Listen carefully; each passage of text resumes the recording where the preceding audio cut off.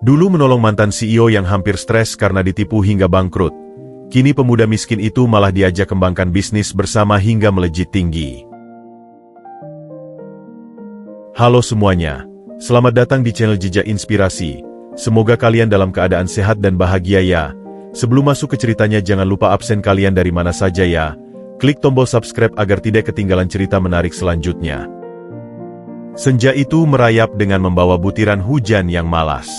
Lukman, 24 tahun, menyandarkan tubuh kurusnya di sepeda motor butut berwarna hijau army yang sudah kehilangan separuh strippingnya.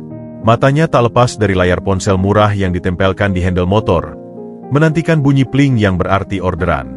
Hujan gerimis seperti ini biasanya sepi, tapi justru jadi kesempatan bagus dengan tarif surge yang bisa 2 kali lipat. Sayangnya, malam ini sepertinya keberuntungan tidak memihak. Jam di layar menunjukkan pukul 22.47, dan saldo di dompet digitalnya persis Rp10.430. Cukup untuk beli nasi rames besok siang, atau kalau hemat, untuk makan malam nanti dan sarapan pagi. Perutnya keroncongan, mengingatkannya bahwa ia hanya makan sebungkus nasi kucing saat sore tadi. Angin malam yang menggigit menerobos jaket tipisnya. Ia memutuskan untuk bertahan 1 jam lagi, menunggu penumpang terakhir yang mungkin sedang terdampar. Tepat saat ia hendak mematikan aplikasi, sebuah orderan muncul. Tujuan, ke kawasan industri di ujung kota, jarak 22 km. Tarifnya lumayan, bisa menambah saldo untuk 2 hari ke depan. Tanpa pikir panjang, ia tekan, terima. Penumpangnya ada di sekitar pintu tol layang di dekat sana, lokasi yang agak sepi. Lukman melesat. Hujan semakin deras, mengubah gerimis menjadi rintik-rintik tajam yang membasahi helm visornya yang sudah buram. Saat mendekati lokasi penjemputan, matanya menangkap sosok pria yang berdiri di bawah lampu jalan yang remang-remang, tepat di pembatas jalan tol. Bukan di halte, bukan di tempat yang aman. Pria itu berpakaian jas dan kemeja yang jelas-jelas mahal, tetapi terlihat compang-camping, basah kuyup, dan tanpa jas hujan. Yang lebih mencolok adalah ekspresinya, kosong, hampa, seperti seseorang yang baru kehilangan segalanya. Lukman menghela napas. Penumpang aneh. Tapi order adalah order. Ia menghampiri. "Pak Tony?" tanya Lukman, menyebut nama di aplikasi. Pria itu menoleh perlahan. Matanya merah, bercampur antara kelelahan dan sesuatu yang lain. Ia mengangguk lemah, tak bersuara. Ia memandangi motornya, lalu kembali ke wajah Lukman dengan tatapan yang jauh. "Ayo, Pak, tunggu di sini bahaya," kata Lukman, mencoba bersikap profesional meski rasa tidak enak sudah mulai menggelitik. Pak Tony seperti tersadarkan. Ke penginapan saja. Yang termurah yang kamu tahu," ucapnya, suaranya serak dan parau. Ia naik ke jok belakang dengan gerakan kaku, seolah tubuhnya teramat berat. Perjalanan pun dimulai. Hujan semakin menjadi. Lukman bisa merasakan betapa kaku tubuh pria di belakangnya. Tidak seperti penumpang biasa yang akan bersandar atau menatap pemandangan. Pak Tony duduk tegak, kaku, dan dia membisu. Setelah sekitar 10 menit melewati jalanan sepi, tiba-tiba Lukman merasa bahu jaketnya basah. Bukan dari hujan. Ia menoleh sedikit lewat kaca spion. Di bawah cahaya lampu jalan yang berpendar, ia melihat air mata menetes deras di pipa Pak Tony yang sudah mulai berkerut. Pria itu menangis dalam diam, tubuhnya bergetar halus. Hati Lukman, yang sudah dikeraskan oleh kerasnya kehidupan ibu kota, tiba-tiba terenyuh. Ada keputusasaan yang sangat dalam dari tangisan itu. Bukan karena kehilangan dompet, tapi seperti kehilangan sebuah dunia. Mereka tiba di sebuah rumah petakan yang juga berfungsi sebagai penginapan jam-jaman. Tarifnya Rp40.000 untuk 6 jam. Lukman mematikan mesin motornya. Pak Tony turun, membuka aplikasi di ponselnya yang mewah namun layarnya retak. Jari-jarinya gemetar mencoba membayar. Saldo saya habis. Kartu kredit ditolak semua," bisiknya, malu bercampur putus asa. Ia menatap Lukman. Dan untuk pertama kalinya, kontak mata mereka benar-benar terjalin. Di mata Pak Tony, Lukman melihat reruntuhan. Reruntuhan harga diri, kepercayaan, dan mungkin seluruh hidup. Tanpa berpikir panjang, hampir secara refleks, Lukman mengeluarkan ponselnya. Saldo, Rp10.430. Tarif penginapan termurah, Rp40.000. Tarif perjalanan yang belum dibayar, sekitar Rp65.000. Dia menarik napas dalam. Jika ia membayarkan ini, ia akan benar-benar nol. Besok tidak ada jaminan orderan bagus. Tapi melihat sosok pria yang jauh lebih tua itu, basah, hancur, dan terlihat seperti akan tersesat jika ditinggal, Lukman tidak tega. Gak usah lewat aplikasi, Pak. Saya bayar langsung ke pemiliknya aja, ucap Lukman. Suaranya berusaha terdengar biasa. Ia menghitung recehan yang ada di bagasi motornya, sisa-sisa uang cash dari zaman ia belum sepenuhnya digital. Terkumpul sekitar Rp30.000 dalam pecahan Rp5.000 dan Rp2.000. Dengan uang receh itu ditambah transfer Rp10.000 dari saldo terakhirnya, ia berhasil membayar untuk 1 malam penuh. Ia menyerahkan kunci kamar nomor 7 kepada Pak Tony. Ini, Pak, istirahat aja dulu. Besok pasti lebih baik, kata Lukman, mencoba menghibur dengan kalimat yang bahkan ia sendiri tidak yakin. Pak Tony memegang kunci itu, lalu memandang Lukman. Tangannya yang dingin menggenggam erat lengan Lukman. Alamatmu, nama lengkapmu. Saya tidak akan lupa ini. Saya akan balas. Lukman hanya menggeleng, malu. Nggak perlu, Pak. Lagian saya cuma ngasih recehan. Ia lalu menuliskan nama dan kontaknya di secari kertas bon parkir, lebih untuk menenangkan pria itu daripada mengharap apa-apa. Ia pun pergi, mengayuh motornya yang nyaris kehabisan bensin. Hujan masih rintik-rintik. Perutnya keroncongan sekali lagi, tetapi anehnya, ada kehangatan samar di dadanya. Ia baru saja memberikan segalanya pada seorang asing. Bodoh, kata logika. Tapi untuk pertama kali sejak lama, ia merasa seperti manusia, bukan sekadar mesin pencari uang.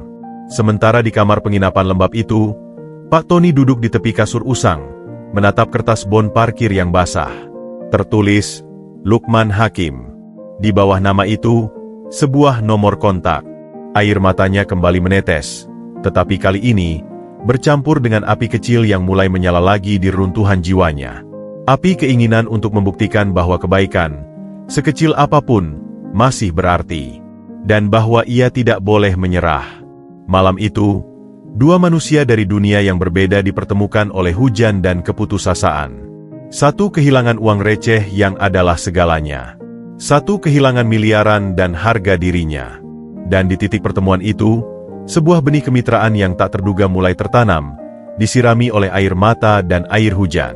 Keesokan harinya, langit Jakarta masih mendung, menggantungkan janji hujan yang tak kunjung turun. Lukman bangun dengan perut keroncongan dan pikiran yang sedikit menyesal. 40.000 uang yang bisa untuk bertahan 2 hari, menguap begitu saja. Dia memaksakan diri untuk mengisi bensin 10.000 dengan sisa uang yang ia simpan di celana lamanya, lalu kembali mengais rezeki di jalanan. Pikirannya sesekali melayang ke pria bernasib malang itu. Apakah dia sudah pulang? Atau masih terdampar di penginapan kumuh itu? Hari itu terasa panjang dan sepi. Orderan sedikit. Dan setiap kilometer ia tempuh terasa seperti menarik gerobak penuh beban. Saat senja mulai merayap, sebuah panggilan tak dikenal muncul di layar ponselnya. Suara di seberang sana serak, tapi lebih tegas dari semalam. Lukman, ini Pak Tony. Saya masih di penginapan. Bisa kita bertemu? Saya ada di warung kopi depan sini. Lukman menghela napas. Rasa penasaran mengalahkan kelelahan. Siap, Pak. Saya lagi di dekat situ. 15 menit. Warung kopi itu hanya berupa tenda dengan beberapa meja plastik. Pak Tony sudah duduk di sudut, memegang cangkir kopi hitam. Penampilannya sudah lebih rapi. Kemejanya masih kusut. Tapi ia sudah mencukur kumisnya yang membandel. Di depannya, tergeletak sebuah tas laptop kain tua yang sudah lusuh warna hitam. Terima kasih sudah datang, ucap Pak Tony saat Lukman duduk. Matanya yang kemarin kosong, kini menyala dengan kelelahan yang berbeda, kelelahan berpikir. Saya sudah transfer untuk uang penginapan dan ongkosmu semalam, plus sedikit lebih. Coba cek. Lukman membuka aplikasi dompet digitalnya dengan hati berdebar. Pling, notifikasi masuk. Rp500.000, matanya terbeliak. Ini terlalu banyak, Pak. Itu belum sepadan dengan apa yang kamu lakukan, Lukman, kata Pak Tony, tersenyum getir. Kamu memberiku tempat berlindung ketika seluruh dunia seakan menutup pintunya. Ia kemudian menepuk-nepuk tas laptop di meja. Tapi uang akan habis. Saya ingin memberimu sesuatu yang lebih abadi. Sesuatu yang kemarin hampir saja saya buang karena merasa tidak ada gunanya lagi. Dengan hati-hati, ia mengeluarkan sebuah notebook laptop berwarna perak tua, model yang sudah ketinggalan zaman. Permukaannya penuh dengan stiker lama dari berbagai seminar teknologi dan konferensi bisnis. Ini, ucap Pak Tony, mendorongnya ke arah Lukman. Selama 5 tahun terakhir, inilah otak dan jantung saya. Semua analisis pasar, proyeksi tren digital, riset kompetitor, dan ide-ide bisnis yang belum sempat saya eksekusi. Bahkan ada draft business plan untuk 3 startup berbeda. Lukman hanya bisa menatap benda itu, bingung. Saya nggak ngerti, Pak. Saya cuma driver ojek. Apa yang bisa saya lakukan dengan ini? Kamu bukan cuma driver ojek, tegas Pak Tony. Suaranya rendah tapi penuh keyakinan. Kemarin, dalam perjalanan yang singkat itu, kamu bercerita tentang bagaimana kamu memodifikasi karburator motormu untuk irit BBM, dan tentang ide aplikasi sederhana untuk driver mengelompokkan pemasukan per platform. Kamu berpikir solusi, Lukman. Kamu melihat masalah dan langsung mencari cara praktis mengatasinya. Itu adalah bakat yang tidak diajarkan di kampus manapun. Pak Tony membuka laptop itu dan menyalakannya. Setelah melewati beberapa password yang rumit, ia membuka sebuah folder bernama Seedlings. Lihat ini, katanya, menunjukkan sebuah file presentasi. Judulnya, Rethinking Last Mile Logistics, an Ecosystem for Gig Workers. Saya merancang ini setahun lalu. Intinya adalah platform yang tidak hanya memfasilitasi order, tetapi juga memberikan dukungan penuh untuk pekerja, servis kendaraan terjangkau, asuransi kesehatan sederhana, pelatihan, bahkan pembiayaan. Tapi saya terlalu sibuk membesarkan perusahaan lain yang akhirnya dikhianati. Dia menatap Lukman. Saya sudah jatuh. Notebook ini sekarang terasa seperti beban, pengingat kegagalan. Tapi ketika saya melihat caramu bertahan, caramu berjuang dengan jujur, saya berpikir, mungkin ini bukan untuk saya lagi. Mungkin ini untuk seseorang seperti kamu. Seseorang yang mengerti akar rumput, yang hidup di dalam masalah yang ingin saya pecahkan. Lukman merasa tenggorokannya kering. Tangannya, yang biasanya cekatan memegang setang motor, gemetar ringan menyentuh casing laptop yang dingin. Rasanya seperti memegang peti harta karun yang salah alamat. Saya tidak pantas, Pak. Ilmu saya cetek. Keahlian teknis bisa dipelajari, potong Pak Tony. Tapi pengalaman hidup di lapangan, empati terhadap sesama pekerja, dan mental bertahan seperti bajamu itu tidak bisa dibeli. Simpan ini. Pelajari. Tidak usah terburu-buru. Anggap saja, simpanan untuk masa depan. Pertemuan itu diakhiri dengan secangkir kopi kedua yang dibayar Pak Tony. Sebelum berpisah, Pak Tony memberikan kartu namanya yang baru, sederhana, hanya berisi nama dan nomor telepon, tanpa jabatan mentereng. Konsultan independen, ujarnya mencoba berseloroh. Saya mulai dari nol lagi. Tapi kali ini, dengan pelajaran yang mahal harganya. Lukman pulang dengan perasaan campur aduk. Di satu sisi, ada 500 juta di dompetnya, rezeki nomplok yang bisa meringankan bebannya selama seminggu. Di sisi lain, ada laptop tua yang terasa berat bagaikan gunung di dalam tas motornya. Malam itu, di kamar kosnya yang sempit, Lukman menyalakan laptop untuk pertama kali. Dunia yang terbuka di depannya membuatnya pusing. Grafik, data, istilah-istilah asing seperti burn rate, value proposition, user acquisition. Tapi di sela-sela kerumitan itu, ia menemukan hal-hal yang membuatnya terengah-engah. Ada analisis mendalam tentang kebiasaan driver ojek online. Ada data tentang pengeluaran terbesar mereka selain bensin, servis dan spare part motor. Ada potret tentang betapa rentannya mereka tanpa jaminan kesehatan. Dia membaca hingga larut. Lampu kamarnya yang redup menyinari wajahnya yang semakin serius. Untuk pertama kalinya, Ia melihat dunia kerjanya bukan hanya sebagai takdir yang harus dijalani, tetapi sebagai sebuah sistem yang punya masalah, dan masalah itu butuh solusi. Sebelum tidur, ia menyimpan laptop itu di bawah bantalnya, seperti anak kecil menjaga mainan barunya. Di luar, hujan mulai turun lagi, mengetuk atap seng kamarnya. Tapi di dalam dada Lukman, ada sesuatu yang mulai bersemi. Sebuah benih yang dititipkan oleh seorang pria yang hampir tenggelam, ke dalam genggaman seorang pemuda yang selama ini hanya bisa mengayuh. Benih itu belum tahu akan tumbuh menjadi apa. Tapi malam itu, ia mulai menancapkan akar pertamanya. 3 bulan berlalu sejak malam hujan itu. Notebook tua Pak Tony telah menjadi jendela baru bagi Lukman. Setiap malam, setelah seharian mengaspal, ia menyisihkan waktu untuk membuka laptop itu. Ia mulai dari yang sederhana, belajar membuat spreadsheet untuk mencatat pemasukan dan pengeluaran hariannya, lalu membandingkannya dengan data riset di laptop. Perlahan, istilah-istilah bisnis yang asing mulai akrab. Overhead, ia pahami sebagai biaya kos dan bensin. Value proposition, ia artikan sebagai alasan kenapa penumpang memilih dia, bukan driver lain. Hidupnya berjalan normal, bahkan sedikit membaik berkat transfer Pak Tony dan manajemen keuangan yang mulai ia terapkan. Ia tak lagi menghubungi Pak Tony, merasa tak pantas mengganggu.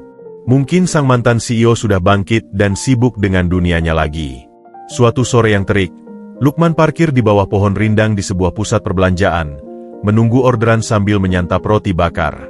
Tiba-tiba, sebuah mobil mewah berwarna perak, Mercedes kelas S, meluncur halus dan berhenti persis di depannya.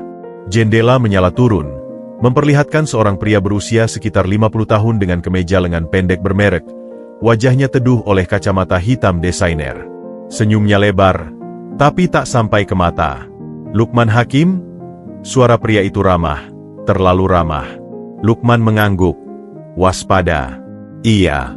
Pesanan ojek. Oh, bukan. Pria itu tertawa kecil.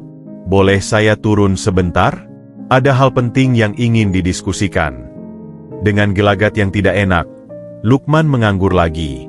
Pria itu turun, tubuhnya tinggi dan berisi. Ia mengulurkan tangan.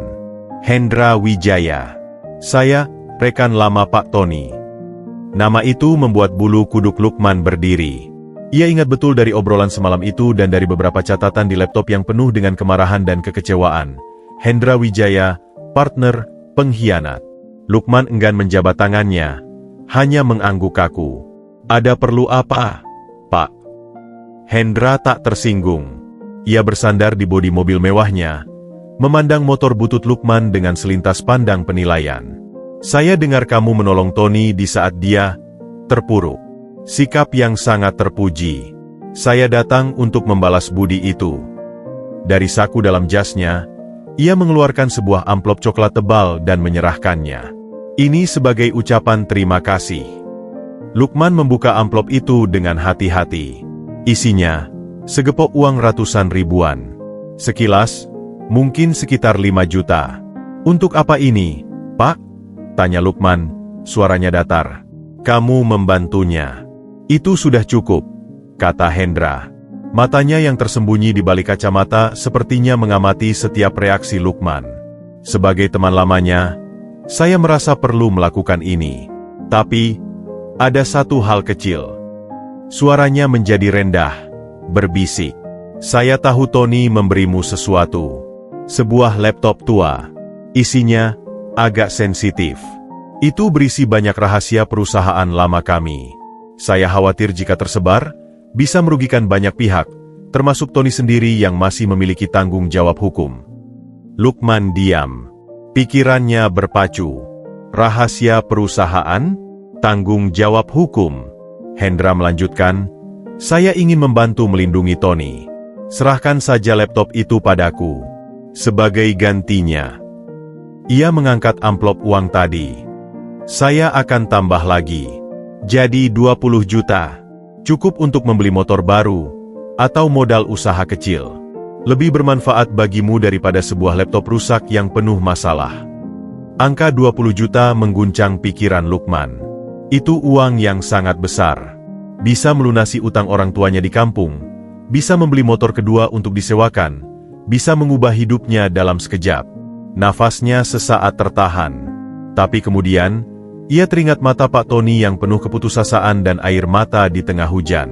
Ia teringat pada kata-kata Pak Tony, "Ini lebih berharga dari uangku yang habis." Ia teringat pada kepercayaan yang diberikan padanya, seorang driver tak dikenal. Dan yang paling penting, ia ingat isi laptop itu. Tidak ada yang terlihat seperti rahasia perusahaan dalam arti hukum. Yang ada adalah ide-ide, analisis, dan impian. Laptop itu adalah warisan kepercayaan, bukan kotak Pandora bermasalah. Lukman menatap Hendra. Di balik senyum manis dan tawaran menggiurkan itu, ia mencium bau keserakahan dan kepalsuan. Orang ini bukan ingin melindungi Pak Tony. Ia ingin menghancurkan sisa-sisa terakhir dari mantan partnernya, menghapus semua ide brilian yang mungkin masih bisa diselamatkan. Dengan tenang, Lukman mengembalikan amplop uang itu ke tangan Hendra. "Maaf, Pak. Laptop itu bukan milik saya untuk diserahkan. Itu titipan Pak Tony. Kalau memang perlu, silakan hubungi beliau langsung." Senyum di wajah Hendra pudar seketika, digantikan oleh cahaya dingin yang memancar dari balik kacamata hitam. "Kamu yakin, Nak? 20 juta. Kau bisa keluar dari hidup sengsaramu ini." "Tony, dia sudah selesai. Dia tidak akan bisa membantumu." "Terima kasih atas tawarannya, Pak," kata Lukman sambil memakai helmnya, isyarat ingin mengakhiri percakapan. "Tapi saya baik-baik saja. Selamat siang." Hendra berdiri tegak, senyumnya menghilang sepenuhnya. Suaranya berubah, menusuk dan penuh ancaman terselubung. "Kebodohan yang mahal harganya, Lukman. Berhati-hatilah. Jalanan ini bisa sangat berbahaya. Dan ingat, tawaran ini tidak akan terulang." Tanpa kata lagi, ia masuk kembali ke mobil mewahnya dan melesat pergi, meninggalkan Lukman dengan debu dan detak jantung yang keras. Lukman menarik napas dalam-dalam. Tangan yang memegang setang motor berkeringat dingin. Ia baru saja menolak 20 juta rupiah. Ia juga baru saja membuat musuh yang jelas-jelas sangat berkuasa dan tanpa skrup. Dia menyalakan mesin motornya, tetapi tidak langsung menerima orderan. Ia memarkir di tempat yang lebih sepi, mengeluarkan ponselnya. Jarinya terhenti di atas kontak, "Pak Tony." Haruskah ia menghubungi, memberitahu tentang ancaman ini, atau justru akan membebani pria yang sedang berusaha bangkit itu? Akhirnya, ia menyimpan ponselnya. Belum. Ia harus lebih waspada. Laptop itu sekarang bukan lagi sekadar hadiah. Itu adalah tanggung jawab. Dan mungkin, tanpa disadarinya, ia baru saja memilih sisi dalam sebuah pertempuran lama yang belum usai. Dia melirik tas laptop yang selalu ia bawa di bagasi motornya, tersembunyi di balik jaket. Rasanya kini lebih berat dari sebelumnya. Di dalamnya, tersimpan bukan hanya ide-ide, tapi juga bara konflik yang siap menyala. Dan Lukman, tanpa sengaja, telah menjadi penjaga bara itu. 2 minggu setelah pertemuan dengan Hendra, Lukman berubah. Ia bukan hanya waspada, ia menjadi paranoid. Setiap mobil mewah yang melintas perlahan di dekatnya membuat dadanya berdebar. Setiap pesanan dengan lokasi penjemputan yang sepi ia tolak. Produktivitasnya turun, dan kecemasan mulai menggerogoti tidurnya. Beban laptop itu terasa semakin nyata, bukan sebagai hadiah, tapi sebagai ranjau yang suatu saat bisa meledak. Suatu pagi, saat ia sedang menyantap bubur ayam di pinggir jalan, ponselnya berdering. Nomor tak dikenal lagi. Dengan perasaan campur aduk, ia mengangkat. "Lukman." Suara di seberang begitu familiar, tegas, dan kali ini terdengar lebih hidup. "Ini Tony. Ada waktu bertemu hari ini? Saya dengar, kamu mendapat tamu tak diundang." Lukman menelan ludah. Rasa lega bercampur rasa bersalah membanjirinya. "Pak Tony." "Iya, Pak. Saya sebenarnya mau menghubungi. Warung kopi yang dulu. Jam 3 sore. Jangan khawatir, kita bicara." Telepon pun ditutup. Sepanjang sisa hari, pikiran Lukman kacau. Apa yang akan dikatakan Pak Tony? Apakah ia marah karena Lukman tidak segera melapor? Atau jangan-jangan Hendra sudah menghubunginya dan memutar cerita? Tepat pukul 3, Lukman tiba di warung kopi tenda yang sama. Pak Tony sudah duduk. Tapi kali ini penampilannya jauh berbeda. Ia memakai kemeja linen yang rapi, celana chino, dan sepatu loafers sederhana namun bersih. Wajahnya masih ada bekas kelelahan, tetapi sorot matanya tajam, fokus. Di depannya, selain kopi, terdapat sebuah tablet dan notebook kertas. Lukman, sambutnya dengan anggukan. Duduklah. Pesan kopi, saya yang traktir. Setelah tawar-menawar singkat yang dimenangkan Pak Tony, mereka duduk berhadapan. Suasana tegang. Ceritakan. Detail. Apa yang Hendra katakan, dan apa yang dia tawarkan. Pinta Pak Tony, langsung ke inti. Lukman menceritakan semuanya, kata demi kata, termasuk tawaran 20 juta dan ancaman terselubung di akhir. Pak Tony mendengarkan dengan tenang, tetapi kepalan tangannya di atas meja mengeras, hingga buku-buku jarinya memutih. Saya tidak kasih, Pak. Lukas Lukman menutup cerita. Saya rasa itu bukan urusan rahasia perusahaan. Itu ide-ide Bapak. Pak Tony menghela napas panjang, melepas ketegangan. Kamu benar. Tidak ada rahasia hukum di laptop itu. Yang ada adalah mimpi-mimpi lama. Hendra tahu itu. Dia takut. Takut jika saya, atau seseorang yang memiliki ide-ide itu, bangkit lagi. Dia ingin memusnahkan semua sisa jejak pemikiran saya, memastikan saya tetap terpuruk. Ia memandang Lukman dengan intens. Dan kamu, dengan menolak uang yang sangat besar bagimu, telah melindungi mimpi-mimpi itu. Kamu tidak tahu betapa berharganya itu. Tapi dia ancam saya, Pak, kata Lukman, suaranya kecil. Dan itu adalah kekhawatiran saya, sahut Pak Tony. Karena itu, pertemuan ini bukan lagi sekadar ucapan terima kasih atau klarifikasi. Ini adalah pertemuan untuk merancang langkah. Ia membuka tabletnya. Selama 2 bulan terakhir, saya menjadi konsultan untuk beberapa startup kecil. Saya pelajari pasar lagi dari bawah. Dan semua analisis mengarah pada satu hal. Potensi besar ada di solusi untuk pekerja geek seperti kamu. Dia menatap Lukman. Hendra mengira kita lemah. Dia mengira kamu hanya driver bodoh yang bisa dibeli. Dan saya adalah mantan CEO yang sudah pecah. Dia salah. Suara Pak Tony mulai berapi-api, namun tetap terkontrol. Kamu punya sesuatu yang tidak dimiliki semua lulusan EMBA dan konsultan di luar sana. Pengalaman langsung, kelaparan, dan yang paling penting, integritas yang telah kamu buktikan. Lukman merasa jantungnya berdetak kencang. Maksud Bapak? Saya ajak kamu kerja sama, Lukman. Bukan sebagai supir, bukan sebagai karyawan, tapi sebagai mitra. Kita wujudkan salah satu seedling di laptop itu. Kita bangun bisnis kita sendiri. Lukman terdiam, pikirannya oleng. Saya cuma lulusan SMA, Pak. Nggak punya modal, nggak punya keahlian. Kamu punya modal yang lebih berharga. Waktu, tenaga, dan pengetahuan lapangan. Kamu punya keahlian yang kritis. Tahu persis apa yang dibutuhkan driver seperti kamu, bantah Pak Tony. Saya yang akan urus modal awal, perizinan, strategi. Kamu yang akan menjadi mata, telinga, dan tangan kita di lapangan. Kita mulai dari yang paling dasar dan paling dibutuhkan, servis dan perawatan kendaraan roda 2 yang terjangkau, cepat, dan terpercaya untuk driver online. Pak Tony kemudian menjelaskan idenya dengan gamblang. Sebuah bengkel kecil, namun dengan sistem booking via aplikasi sederhana, suku cadang yang diimpor langsung untuk hemat biaya, dan paket langganan bulanan. Ia bahkan sudah membuat sketsa model bisnisnya. Tapi ini butuh tempat, peralatan, izin. Gumam Lukman. Garasi saya yang di Depok bisa dipakai. Untuk alat-alat dasar, kita bisa sewa atau beli secon. Izin usaha mikro dulu, jawab Pak Tony. Yang kita butuhkan sekarang adalah keberanian.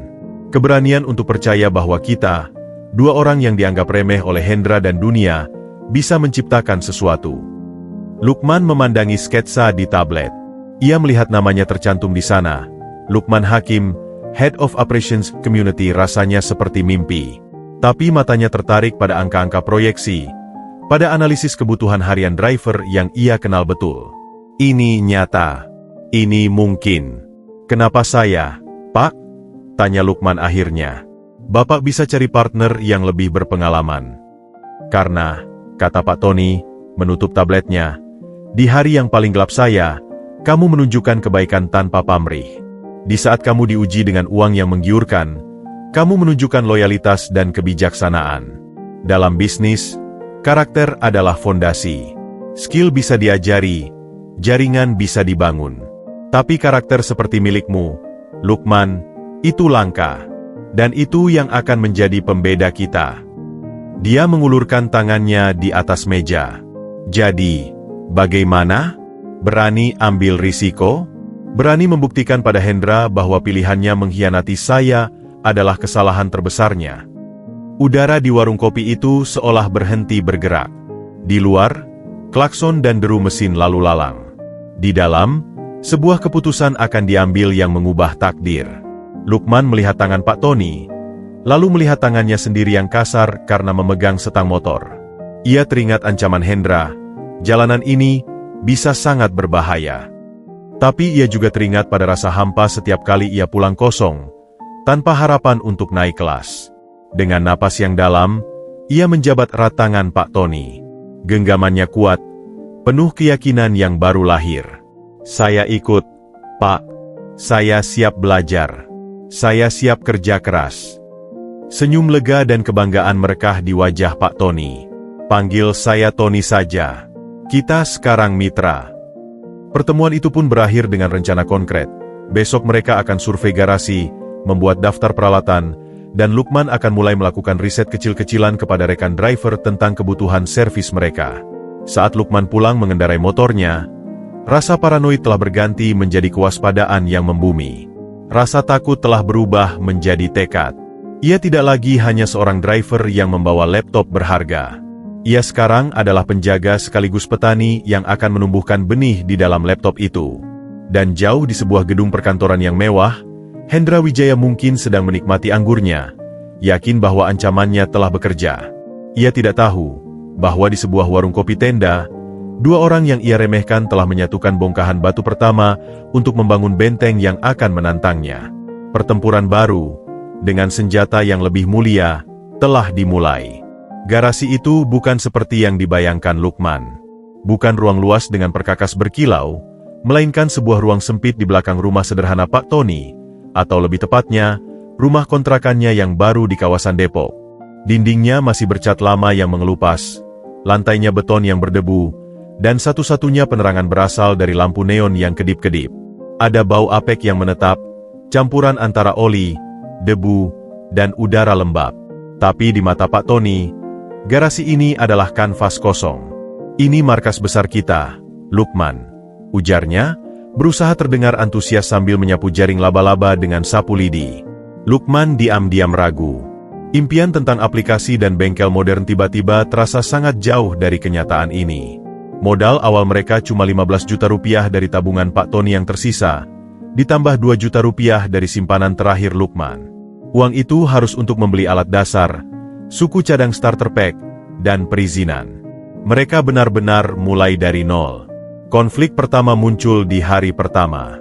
Sebaiknya kita buat shop dulu untuk proses servis, dari menerima motor, diagnosis, pengerjaan, hingga pengecekan kualitas. Usul Pak Tony, berdiri dengan tablet di tangan, sudah menyiapkan spreadsheet. Harus ada checklist dan form tanda tangan pelanggan. Lukman yang sedang mengatur meja kerja dari papan kayu bekas, mengerutkan kening. Shop? Nanti saja, Pak Tony. Yang penting kita bisa perbaiki motor. Pelanggan datang, kita lihat kerusakannya, kita kasih tahu harganya, langsung dikerjakan. Ribet nanti malah bikin lama. Itu namanya tidak profesional. Look, nanti kalau ada komplain atau salah diagnosis, kita tidak punya track record-nya, bantah Pak Tony. Tapi kalau terlalu banyak aturan, driver pada kabur. Mereka mau yang cepat dan murah, Pak, bukan yang pakai tanda tangan, balas Lukman, suaranya meninggi karena frustrasi. Suasana tegang. Pak Tony, yang terbiasa dengan struktur korporat, melihat pentingnya sistem sejak dini. Lukman, yang hidup di dunia nyata di mana keputusan dibuat dalam hitungan detik, mengutamakan kecepatan dan adaptasi. Konflik kedua datang saat merancang layanan. Pak Tony ingin fokus pada servis rutin berkala, ganti oli, cek rem, DLL, dengan paket bulanan. Itu recurring revenue yang bisa diprediksi, katanya. Lukman geleng-geleng. Driver itu baru servis kalau motornya sudah bunyi aneh atau mogok. Mereka gak pernah rutin. Yang lebih sering dibutuhkan itu ganti ban bocor, perbaiki lampu, atau copot rantai. Itu darurat, dan harganya bisa lebih mahal. Tapi bisnis darurat tidak bisa kita bangun sebagai fondasi. Itu tidak stabil. Tapi itu nyata, Pak. Kalau kita gak bisa layanin itu, mereka pasti cari tempat lain. Pertengkaran kecil seperti ini terjadi hampir setiap hari. Suatu sore, mereka nyaris berantem soal pembelian alat pertama. Pak Tony ingin beli kompresor angin yang bagus dan alat scan untuk motor injeksi. Ini investasi untuk kualitas servis, katanya. Lukman menepuk jidat. Duit kita cuma segini. Kompresor angin biasa aja dulu yang manual. Alat scan? Motor kebanyakan driver masih karburator. Pak, mending uangnya buat beli perkakas standar. Kunci ring set, dongkrak, tang, obeng. Itu yang dipakai tiap hari. Suara mereka saling tumpang tindih di ruang garasi sempit, memantul di dinding dan menambah panasnya suasana. Keduanya lelah, stres, dan dipenuhi keraguan. Benarkah kerja sama ini akan berhasil? Puncaknya terjadi pada hari ke-6. Setelah berdebat panjang soal desain banner promosi yang menurut Pak Tony harus elegan dengan logo dan tagline, sedangkan Lukman ingin tulisan besar, servis motor murah cepat, plus nomor telepon, Lukman akhirnya meledak. Saya rasa ini salah, Pak Tony, serunya, melemparkan sarung tangan kerjanya. Saya ini orang lapangan. Saya tahu apa yang dibutuhkan orang lapangan. Bapak itu terlalu banyak teori. Maaf, ini garasi, bukan kantor. Pak Tony diam, wajahnya memerah. Lalu, dengan tenang yang mengejutkan, ia duduk di bangku kayu. Kamu benar, Luk. Lukman terhenti, tidak menyangka respons itu. Selama ini, saya masih berpikir seperti CEO. Saya ingin semuanya sempurna dari awal. Tapi kamu mengingatkan saya pada kenyataan. Lanjut Pak Tony, suaranya lelah namun jernih. Kita memang harus mulai dari apa yang paling dibutuhkan, bukan dari apa yang ideal. Dia menarik napas. Tapi, Luk, izinkan saya mengingatkanmu juga. Garasi ini, kalau kita mau bertahan dan tumbuh, suatu hari harus menjadi lebih dari sekadar tempat tambal ban. Kita perlu sistem, agar saat kita tidur, bisnis ini tetap berjalan. Agar saat ada 10 motor yang datang bersamaan, kita tidak panik. Lukman menatap lantai, amarahnya perlahan reda. Dia tahu Pak Tony juga punya poin yang valid. Kita kompromi, ya? Usul Pak Tony. Untuk servis darurat dan perbaikan kecil, kita ikuti caramu. Cepat, tanpa sop rumit, kasih harga pas. Tapi untuk servis berkala yang kita tawarkan dengan paket, kita buat sistem sederhana ala saya. Dan untuk alat, kita beli yang paling dibutuhkan dulu sesuai prioritasmu. Kompresor dan alat scan, nanti kalau ada uang. Lukman mengangguk pelan. Maaf, Pak, tadi saya kasar. Tidak apa, ini tekanan. Tapi tekananlah yang menempa. Sejak malam itu, mereka menemukan ritme. Mereka membuat papan tulis kecil di dinding garasi. Di sebelah kiri, daftar urgen dalam tulisan kapital Lukman, ganti ban, perbaiki lampu, tutup radiator bocor. Di sebelah kanan, daftar sistem dalam tulisan rapi Pak Tony, form check-in, log spare part, paket bulanan. Mereka mulai bekerja. Lukman dengan skill teknisnya yang ternyata cukup mumpuni, memperbaiki motor-motor tetangga sebagai uji coba. Pak Tony mengurusi administrasi dan mulai membuat jaringan dengan toko ondril untuk harga grosir. Setiap malam, mereka duduk di garasi yang sudah lebih bersih, membahas perkembangan, berdebat, tetapi sekarang dengan tujuan mencari solusi, bukan untuk saling menjatuhkan. Garasi yang sempit, bau, dan remang-remang itu perlahan-lahan berubah. Masih jauh dari impian, tapi sudah terasa hidup. Bau apek mulai tergantikan oleh aroma oli baru dan kopi yang mereka seduh bersama. Lampu neon yang kedip-kedip akhirnya diganti dengan lampu LED terang yang dibeli dari sisa uang makan mereka. Di tengah tumpukan ban dalam dan meja kerja yang penuh coretan, dua dunia yang awalnya bertabrakan mulai menemukan simbiosisnya. Lukman belajar bahwa struktur bukanlah musuh, tapi alat. Pak Tony belajar bahwa teori tanpa sentuhan realitas adalah kesia-siaan. Mereka mungkin belum menghasilkan rupiah pun dari bisnis ini. Tapi di garasi impian mereka yang sederhana itu, mereka sudah mulai membangun sesuatu yang jauh lebih berharga. Bahasa bersama, kepercayaan, dan fondasi kemitraan yang asli, dan itu adalah modal yang tak ternilai harganya. 3 minggu setelah garasi mereka mulai beroperasi, sebuah momentum kecil mulai terasa. Melalui mulut ke mulut di antara para driver, bengkel Tony Luke mulai dikenal sebagai tempat yang jujur dan harganya pas. Mereka sudah menangani belasan motor, dari sekadar ganti oli hingga memperbaiki persneling yang nyaris copot.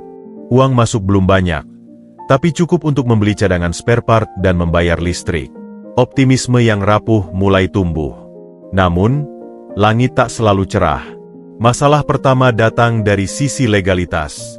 Seorang petas dari kelurahan mendatangi garasi mereka. Surat tugas terlipat rapi di saku kemejanya.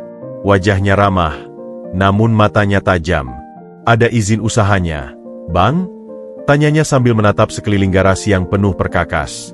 Pak Tony maju ke depan dengan senyum diplomatis. Masih dalam proses, Pak. Ini kan baru usaha mikro dari garasi.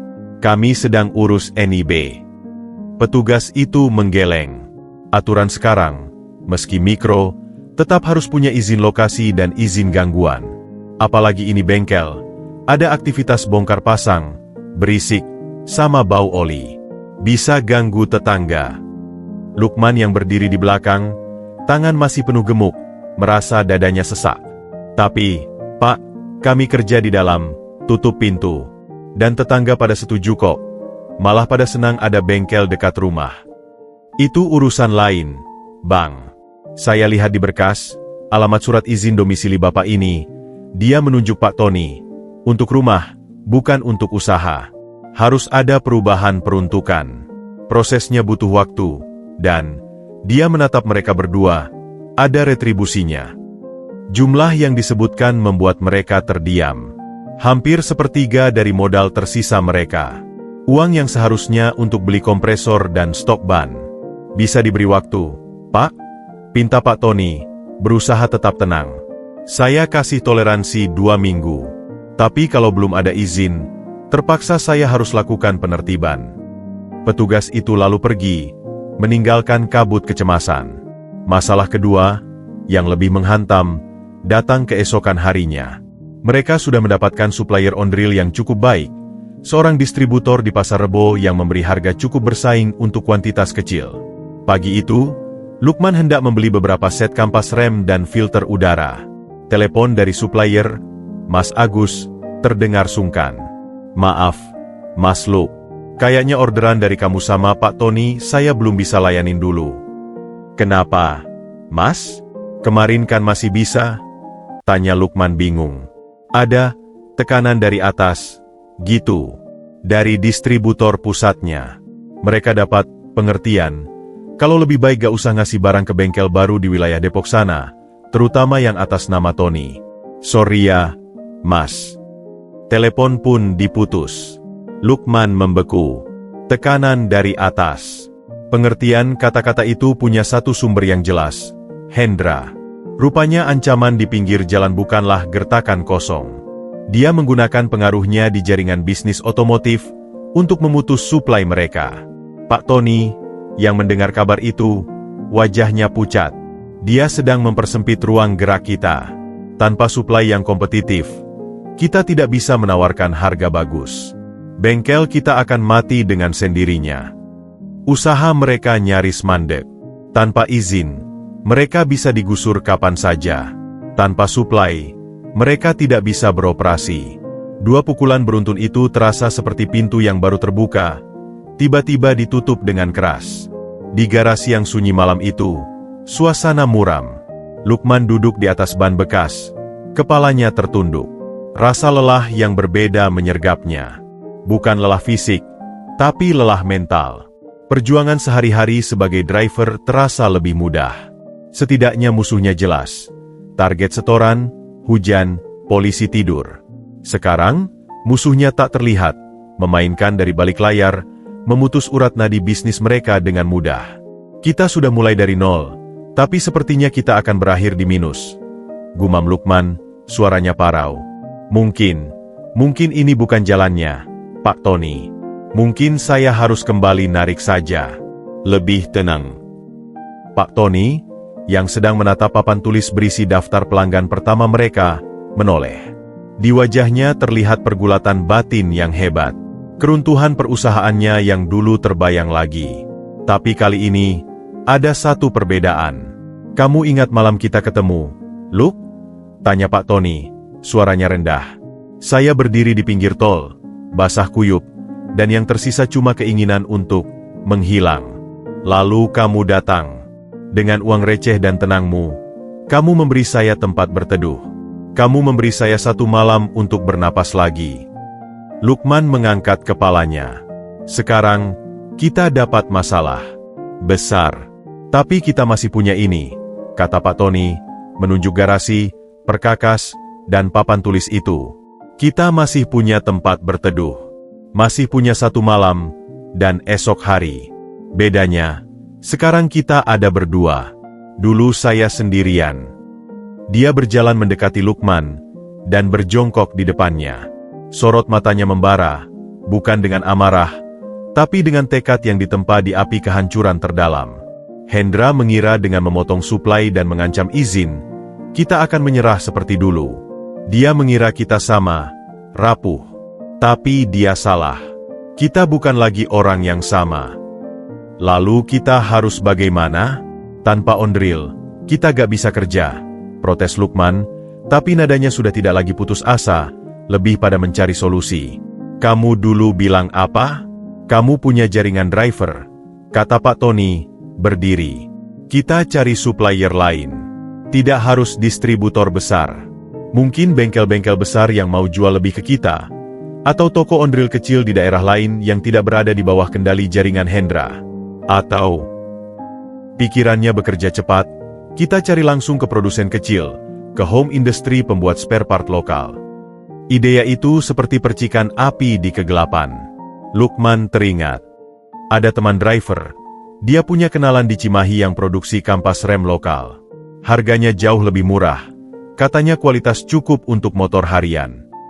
Dan soal izin, lanjut Pak Tony, kita akali. Kita urus izinnya, tapi dengan cara lain. Kita ajak RT, RW, dan tetangga untuk dukung kita. Buat proposal kecil, bahwa bengkel ini juga untuk memberdayakan dan membantu warga sekitar. Kita tunjukkan bahwa kita bukan gangguan, tapi solusi. Retribusi, kita cari cara bayarnya, sedikit-sedikit. Semangat itu kembali mengalir, pelan namun pasti. Keputusasaan tidak hilang, tetapi mereka memilih untuk tidak diam di dalamnya. Kita ulangi lagi dari nol? Tanya Lukman, sedikit tersenyum. Bukan dari nol, koreksi Pak Tony, sambil menepuk bahu Lukman. Kita ulangi lagi dari pengalaman. Dari kegagalan mencari supplier yang pertama. Dari ketidaktahuan kita tentang izin. Itu sudah beda. Sekarang kita tahu medan perangnya. Malam itu, mereka tidak pulang. Mereka membuat daftar kontak, kenalan driver Lukman, kerabat Pak Tony yang mungkin punya akses, toko-toko Ondril di pinggiran kota. Mereka merancang surat dukungan untuk izin. Mereka bekerja dengan cahaya lampu LED yang terang, ditemani nyamuk dan dinginnya malam. Batu sandungan pertama itu hampir membuat mereka tersungkur. Tapi mereka memilih untuk menjadikannya pijakan, betapapun sakitnya, untuk melompat lebih jauh. Dan di garasi sempit itu, sebuah pelajaran penting tertanam. Dalam kemitraan, yang terpenting bukanlah menghindari badai, tetapi belajar berdiri kokoh berhadapan dengannya, saling menjadi penopang saat angin berusaha menerbangkan salah satu dari mereka. Hari-hari setelah pertemuan dengan petas kelurahan dan pemutusan suplai dijalani dengan tensi tinggi. Pak Tony fokus mengurusi dokumen perizinan, Menyusun proposal sederhana yang menjelaskan manfaat bengkel bagi warga dan menyertakan daftar tanda tangan dukungan dari tetangga yang puas dengan servis murah. Sementara itu, beban terberat jatuh di pundak Lukman, mencari jalur suplai baru. Dia menghubungi setiap kenalan drivernya, satu persatu. Awalnya banyak janji manis. "Oh, kampas rem lokal Cimahi? Nanti aku tanya temanku lagi ya, Luk." Tapi setelah beberapa hari, jawabannya selalu sama. Katanya lagi kosong, Luk, atau harganya naik, jadi nggak kompetitif lagi. Lukman mulai mencium pola. Sepertinya pengaruh Hendra lebih dalam dari yang mereka duga. Mungkin ada tekanan tak kasat mata yang juga sampai ke tingkat pengrajin kecil. Seminggu berlalu tanpa hasil. Stok spare part mereka menipis. Mereka hanya bisa mengerjakan servis ringan seperti ganti oli atau perbaikan kecil yang tidak butuh banyak suku cadang. Pendapatan merosot tajam. Suasana di garasi kembali muram, meski mereka berusaha saling menyemangati. Hingga suatu sore, saat Lukman mengantarkan seorang penumpang ke sebuah komplek pergudangan di kawasan Cibitung, matanya tertarik pada sebuah plang sederhana, UD.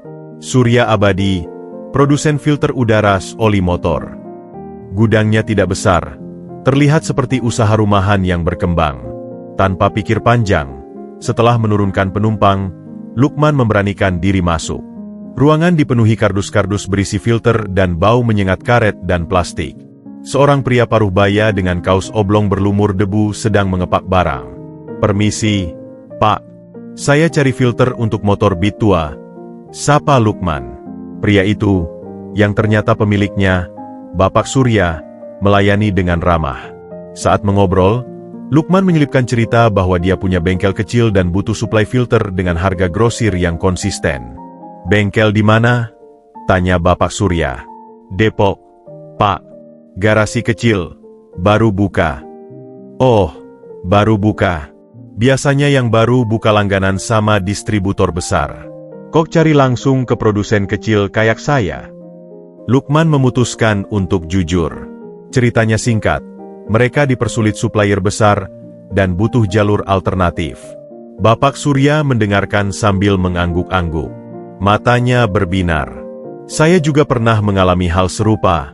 Dulu, ditindas distributor besar karena produk saya lebih murah.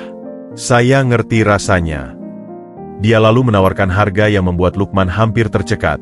40 lebih murah dari harga distributor sebelumnya, bahkan untuk kuantitas kecil.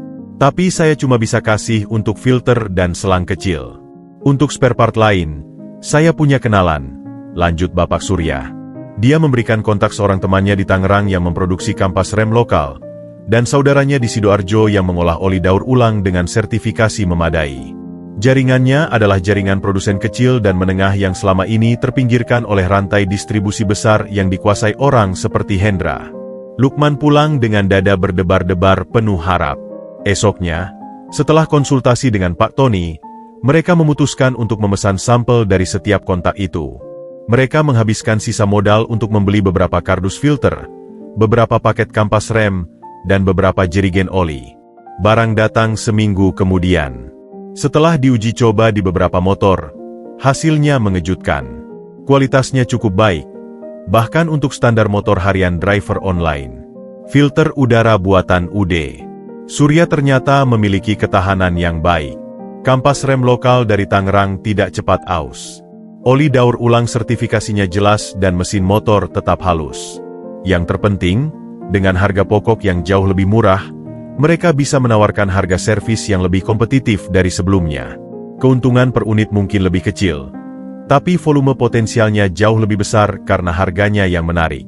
Pak Tony memeriksa setiap barang, dokumentasi, dan faktur dengan cermat. Lalu, dia menatap Lukman. Di matanya, ada kekaguman yang dalam. "Kamu tahu, Luk, saya dengan jaringan CEO dan eksekutif saya dulu, menghabiskan waktu berbulan-bulan mencari supplier terbaik dengan meeting dan negosiasi alot. Kamu, dalam satu kunjungan langsung ke lapangan, menemukan solusi yang tidak hanya memecahkan masalah kita, tetapi juga membangun rantai pasokan yang lebih etis dan tahan banting." Lukman tersipu. "Saya cuma coba-coba, Pak Tony. Lagi pula, mereka juga senang dapat pelanggan langsung. Mereka bilang selama ini selalu dimatikan harganya sama tengkulak besar.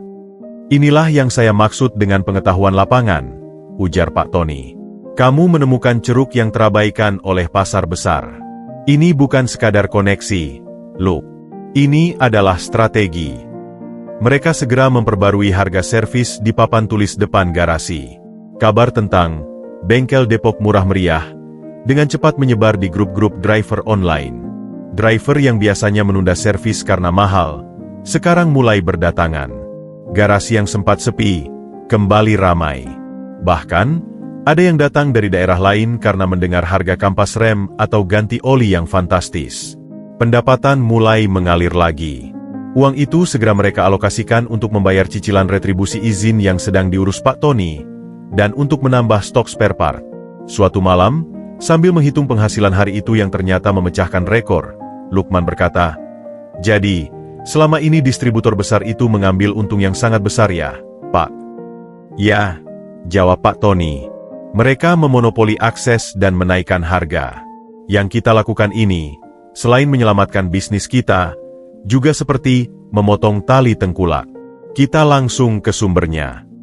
Lukman tersenyum. Rasanya ada kepuasan yang berbeda. Ini bukan hanya tentang bertahan hidup. Ini tentang menemukan cara yang lebih adil. Kemenangan ini terasa lebih manis karena diperoleh bukan dengan mengalahkan orang lain, tetapi dengan menemukan jalan alternatif yang lebih baik. Koneksi tak terduga itu telah membuka pintu.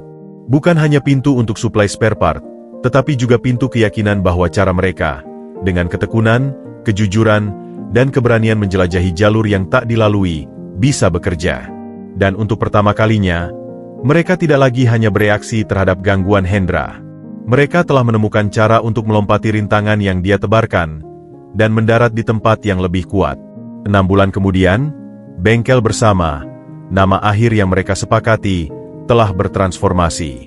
Dari sebuah garasi, mereka kini menempati sebuah ruko kecil 1 lantai di lokasi yang lebih strategis. 3 mekanik tambahan telah direkrut dari kalangan driver yang paham mesin. Sistem booking via WhatsApp yang dikelola Pak Tony berjalan efektif. Mereka tidak hanya sekadar bengkel, mereka telah menjadi pusat logistik kecil-kecilan untuk driver, menyediakan paket, siap jalan, berisi minuman, masker, dan permen, plus akses isi ulang air mineral gratis. Kesuksesan kecil mereka menarik perhatian. Sebuah artikel di media online lokal memuat profil singkat mereka, dari garasi ke ruko, kisah 2 orang bangkit dari nol. Artikel itu dibaca oleh banyak orang, termasuk oleh sebuah perusahaan venture capital kelas menengah bernama Artha Nusantara. Dan begitulah, Bapak Rudi Wijaya, tidak ada hubungan dengan Hendra, partner di Artha Nusantara, menelepon Pak Tony. Rudi, lulusan Stanford dengan kacamata frameles dan cara bicara yang terukur, tertarik dengan model bisnis mereka yang menyasar pangsa pasar gig economy yang sedang naik daun. Setelah 2 kali pertemuan virtual dan 1 kunjungan langsung ke ruko, Rudi mengajukan tawaran yang menggoda. Investasi senilai 3 miliar rupiah untuk ekspansi ke 5 cabang dalam 1 tahun, dengan valuasi awal yang cukup fair. Mereka berdua terbang ke gedung perkantoran megah di Sudirman, untuk presentasi akhir dan due diligence. Ruangannya ber-AC dingin, berbau kopi espresso, dan dinding kacanya menghadap langsung ke kemacetan ibu kota. Semua berjalan lancar. Data keuangan mereka rapi, testimoni pelanggan banyak, proyeksi pertumbuhan masuk akal. Hingga sesi tanya-jawab terakhir, Rudi menyatukan ujung jari-jarinya, menatap Pak Tony dan Lukman yang duduk berhadapan dengannya. "Saya sangat terkesan dengan traction yang kalian bangun dalam waktu singkat. Namun, sebagai investor, saya harus memitigasi risiko." Matanya beralih tajam ke Lukman. "Lukman, saya lihat latar belakangmu adalah driver online dan pendidikan terakhir SMA. Sementara bisnis yang akan kita kembangkan ini membutuhkan pemahaman manajemen operasional yang kompleks, skala multicabang, dan pelaporan keuangan yang ketat." Lukman merasa tenggorokannya kering. Ia mencoba tersenyum, tapi wajahnya kaku. "Untuk memastikan skalabilitas dan profesionalisme, saya mengusulkan syarat ini," lanjut Rudi, suaranya tetap ramah namun penuh otoritas. "Kami akan memasukkan posisi Chief Operating Officer, COO, profesional ke dalam struktur. Lukman bisa tetap di tim, mungkin sebagai kepala mekanik atau bagian komunitas driver. Atau... Ia jeda sejenak. Lukman bisa mengikuti program intensif manajemen operasi selama 6 bulan yang kami danai, dengan garansi kelulusan, sebelum kemudian dinaikkan ke posisi COO. Ruang itu senyap. Tawaran itu terdengar masuk akal, bahkan seperti bantuan. Tapi di telinga Lukman, itu terdengar seperti pukulan telak. Sebuah pernyataan halus, kamu tidak cukup cerdas. Kamu tidak cukup baik. Kamu adalah liabilitas. Pak Tony segera menyahut, diplomatis. Pak Rudi, saya memahami kekhawatiran Anda. Tapi izinkan saya menjelaskan, bahwa keunggulan kompetitif utama kami justru berasal dari pengalaman langsung Lukman di lapangan. Dia yang merancang sistem servis efisien kita, dia yang membangun hubungan dengan supplier lokal, dia yang mengerti detil kebutuhan driver. Dan itu sangat berharga, Pak Tony, sambut Rudi cepat. Tapi itu adalah keahlian teknis dan relasi. Yang kita butuhkan untuk naik level adalah managerial skill. Kita bicara soal mengelola orang, anggaran, inventory untuk 5 cabang. Itu ilmu yang berbeda. Saya hanya ingin melindungi investasi kami dan memastikan kesuksesan bisnis ini. Lukman tidak bisa lagi diam. Darahnya mendidih. Jadi, maksud Bapak, selama ini saya cuma dianggap keahlian teknis? Yang bikin bisnis ini jalan, yang turun langsung ojek cari supplier waktu kita dikerjain, yang ngerti keluhan pelanggan, itu semua cuma keahlian teknis yang bisa diganti. Bukan diganti, Lukman. Dilengkapi, koreksi Rudi dengan sabar, yang justru membuat Lukman semakin kesal. Kami akan datangkan ahli yang bisa membawa sistem dan struktur. Struktur? Sergah Lukman, suaranya meninggi. Struktur yang bikin supplier besar malah nggak mau supply ke kita? Struktur yang bikin harga mahal? Sistem yang nggak ngerti bahwa driver perlu servis cepat jam 10 malam sebelum mereka berangkat ngojek. Lukman, cegah Pak Tony lembut, tetapi terlambat. Rudi menghela napas, seperti menghadapi anak kecil yang ngambek. Inilah yang saya maksud dengan kebutuhan pelatihan manajemen, termasuk pengendalian emosi dalam ruang rapat. Kalimat itu seperti tamparan. Lukman terdiam, malu dan marah bercampur jadi satu. Ia merasa kecil, sangat kecil. Di tengah ruangan mewah ini, di antara orang-orang berpendidikan tinggi, ia kembali hanya menjadi si driver ojek. Pak Tony melihat api di mata Lukman padam, digantikan oleh luka yang dalam. Ia tahu, ini bukan lagi soal bisnis semata. Ini soal harga diri dan pengakuan. Dengan tenang yang mengejutkan, Pak Tony menutup notebooknya. Pak Rudi, saya menghargai tawaran dan kepedulian Anda. Tapi saya dan Lukman adalah sebuah paket.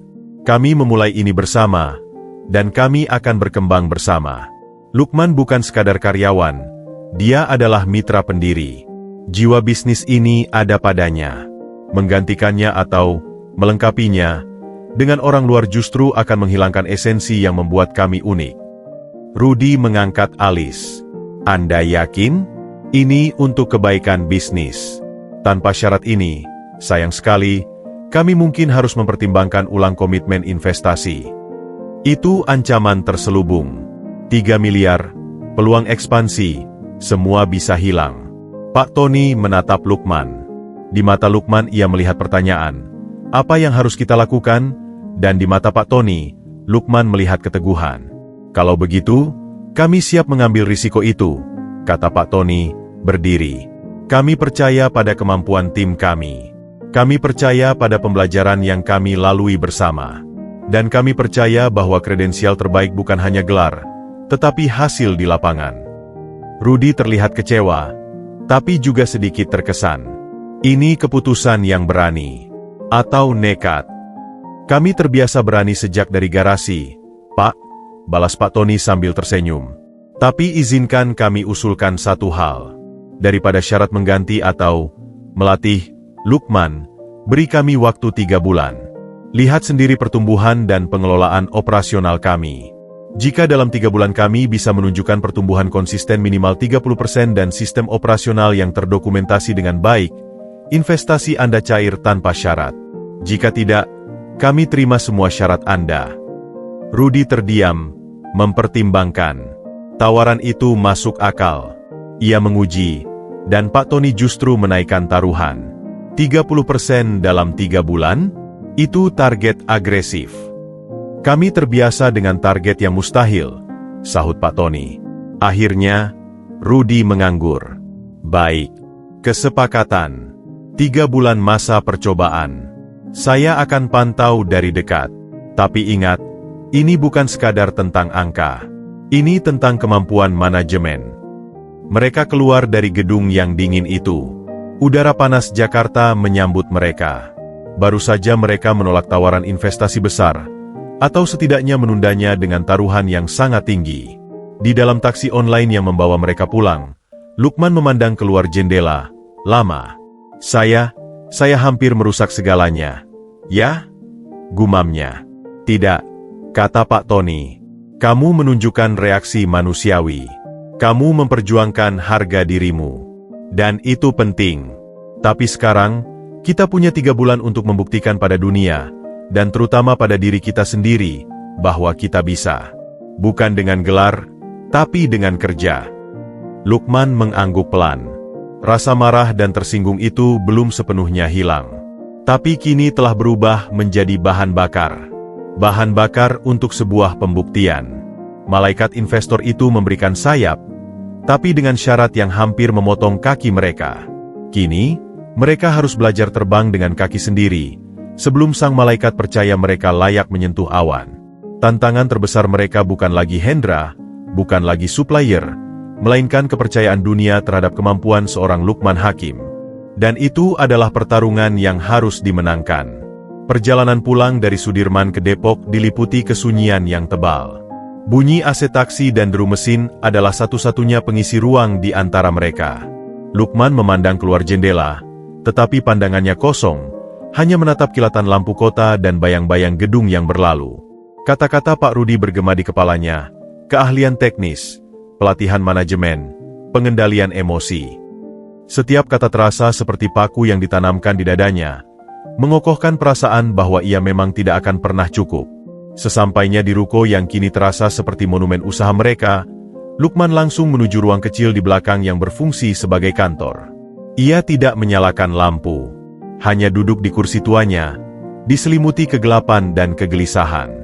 Pak Tony membawakan 2 gelas teh hangat. "Luk," panggilnya lembut, menyalakan lampu meja. "Kenapa Bapak bela saya?" Suara Lukman pecah, penuh beban. Tawaran itu bagus. Mereka mau danai pelatihan. Mungkin memang saya yang kurang. Mungkin memang saya harus mundur. Jadi kepala mekanik saja. Biar orang yang lebih pintar yang urus manajemen. "Jangan pernah meragukan dirimu seperti itu," kata Pak Tony, suaranya tegas. "Apa yang kamu capai selama ini bukanlah keberuntungan. Itu adalah kecerdasan, Luk. Kecerdasan yang lahir dari pengalaman hidup, bukan dari buku teks." "Tapi dia benar, Pak Tony." Lukman berbalik, matanya berkaca-kaca. "Saya nggak bisa bikin laporan keuangan rumit. Saya bingung kalau baca grafik saham atau istilah-istilah investasi. Saya ini cuma tukang servis motor yang kebetulan beruntung." "Kamu salah," potong Pak Tony. "Kamu adalah seorang problem solver alami. Kamu melihat masalah, supplier terputus, dan kamu menemukan solusi yang bahkan saya, dengan semua gelar dan pengalaman saya, tidak terpikirkan. Itu adalah inti dari manajemen operasional yang terbaik, menyelesaikan masalah real." Tapi Rudy bilang itu cuma keahlian teknis. Rudy melihat dunia dengan kacamata baku. Dia tidak mengerti bahwa kepemimpinan sejati ada di dalam garasi, di tengah percakapan dengan driver, dalam keputusan cepat mengganti kampas rem atau menolak uang 20 juta. Itu bukan teknis, Luk. Itu karakter dan kebijaksanaan. Dan itu tidak bisa diajarkan di kelas manapun. Lukman terdiam, meneguk tehnya yang mulai dingin. "Jadi kita taruhan segalanya? Hanya karena ego saya?" "Bukan karena ego," sahut Pak Tony. "Tapi karena prinsip. Jika kita menerima syarat itu, kita pada dasarnya mengakui bahwa cara dunia lama, cara Hendra, cara Rudy, adalah yang benar. Kita mengakui bahwa gelar lebih penting daripada hasil, bahwa jaringan lebih penting daripada integritas. Kita akan kehilangan jiwa bisnis ini sebelum kita benar-benar memulainya. Dia menarik napas. 3 bulan ini bukan tentang membuktikan sesuatu pada Rudy. Ini tentang membuktikan pada diri kita sendiri bahwa jalan kita, jalan kejujuran, kerja keras, dan saling percaya, bisa membawa kita ke tempat yang kita tuju. Dan jika kita gagal, setidaknya kita gagal dengan cara kita sendiri, bukan dengan mengkhianati apa yang kita percayai. Kata-kata itu sedikit menenangkan, tetapi gejolak di hati Lukman belum mereda. Semalaman ia tidak bisa tidur. Pikirannya dihantui oleh bayangan kegagalan. Bagaimana jika mereka tidak mencapai 30%? Ia akan menjadi beban. Ia akan menjadi penyebab Pak Tony kehilangan kesempatan emas.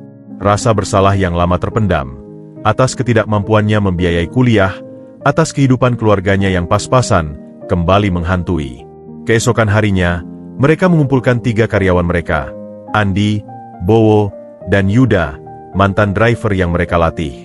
Pak Tony menjelaskan situasi dengan jujur. Kita punya 3 bulan untuk membuktikan bahwa kita bisa tumbuh 30% dengan sistem kita sendiri. Ini berarti kita semua harus ekstra disiplin. Pak Tony segera menerapkan sistem yang lebih ketat. Timesheet digital untuk melacak efisiensi pekerjaan setiap mekanik. Form checklist service yang harus diisi lengkap sebelum motor diserahkan ke pelanggan. Meeting evaluasi mingguan dengan agenda tertulis. Lukman, yang biasanya mengandalkan komunikasi langsung dan merasa terkekang. Suatu siang, Bowo datang kepadanya, wajahnya kesal. "Luk, ini form checklistnya kemarin gak sesuai. Saya cek lampu sama rem, semua oke. Tapi di form kok ada centang untuk ganti minyak rem?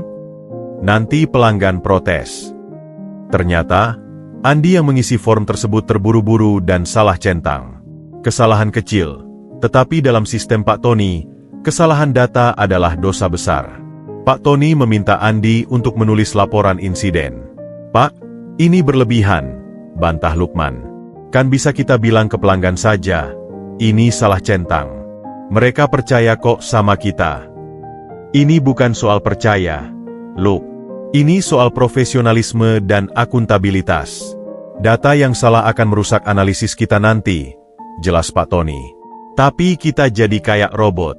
Dulu yang bikin pelanggan senang karena kita fleksibel, manusiawi." Pertengkaran kecil itu adalah yang pertama dari banyak pertengkaran. Lukman merasa jiwa, bengkel bersama, yang cair dan akrab perlahan diganti dengan formalisme kaku. Hubungannya dengan Pak Tony, yang dulu seperti mentor dan sahabat, kini sering tegang karena perbedaan pendapat soal prioritas. Minggu pertama, pertumbuhan hanya 5%. Minggu kedua, 7%. Mereka masih jauh dari target rata-rata 10% per bulan. Stres mulai terasa. Andi dan Yuda mulai sering datang terlambat. Bowo mengeluh upahnya tidak sebanding dengan tekanan baru. Puncaknya terjadi di akhir minggu ketiga. Sebuah motor metik milik seorang driver langganan, Mas Heru, mogok total sehari setelah servis besar. Setelah diperiksa, ternyata ada kesalahan dalam pemasangan ring piston oleh Andi yang sedang lelah karena lembur. Kerusakannya parah. Biaya perbaikannya hampir sama dengan harga servisnya. Mas Heru marah. Katanya profesional. "Saya percaya, malah motor saya jadi rusak."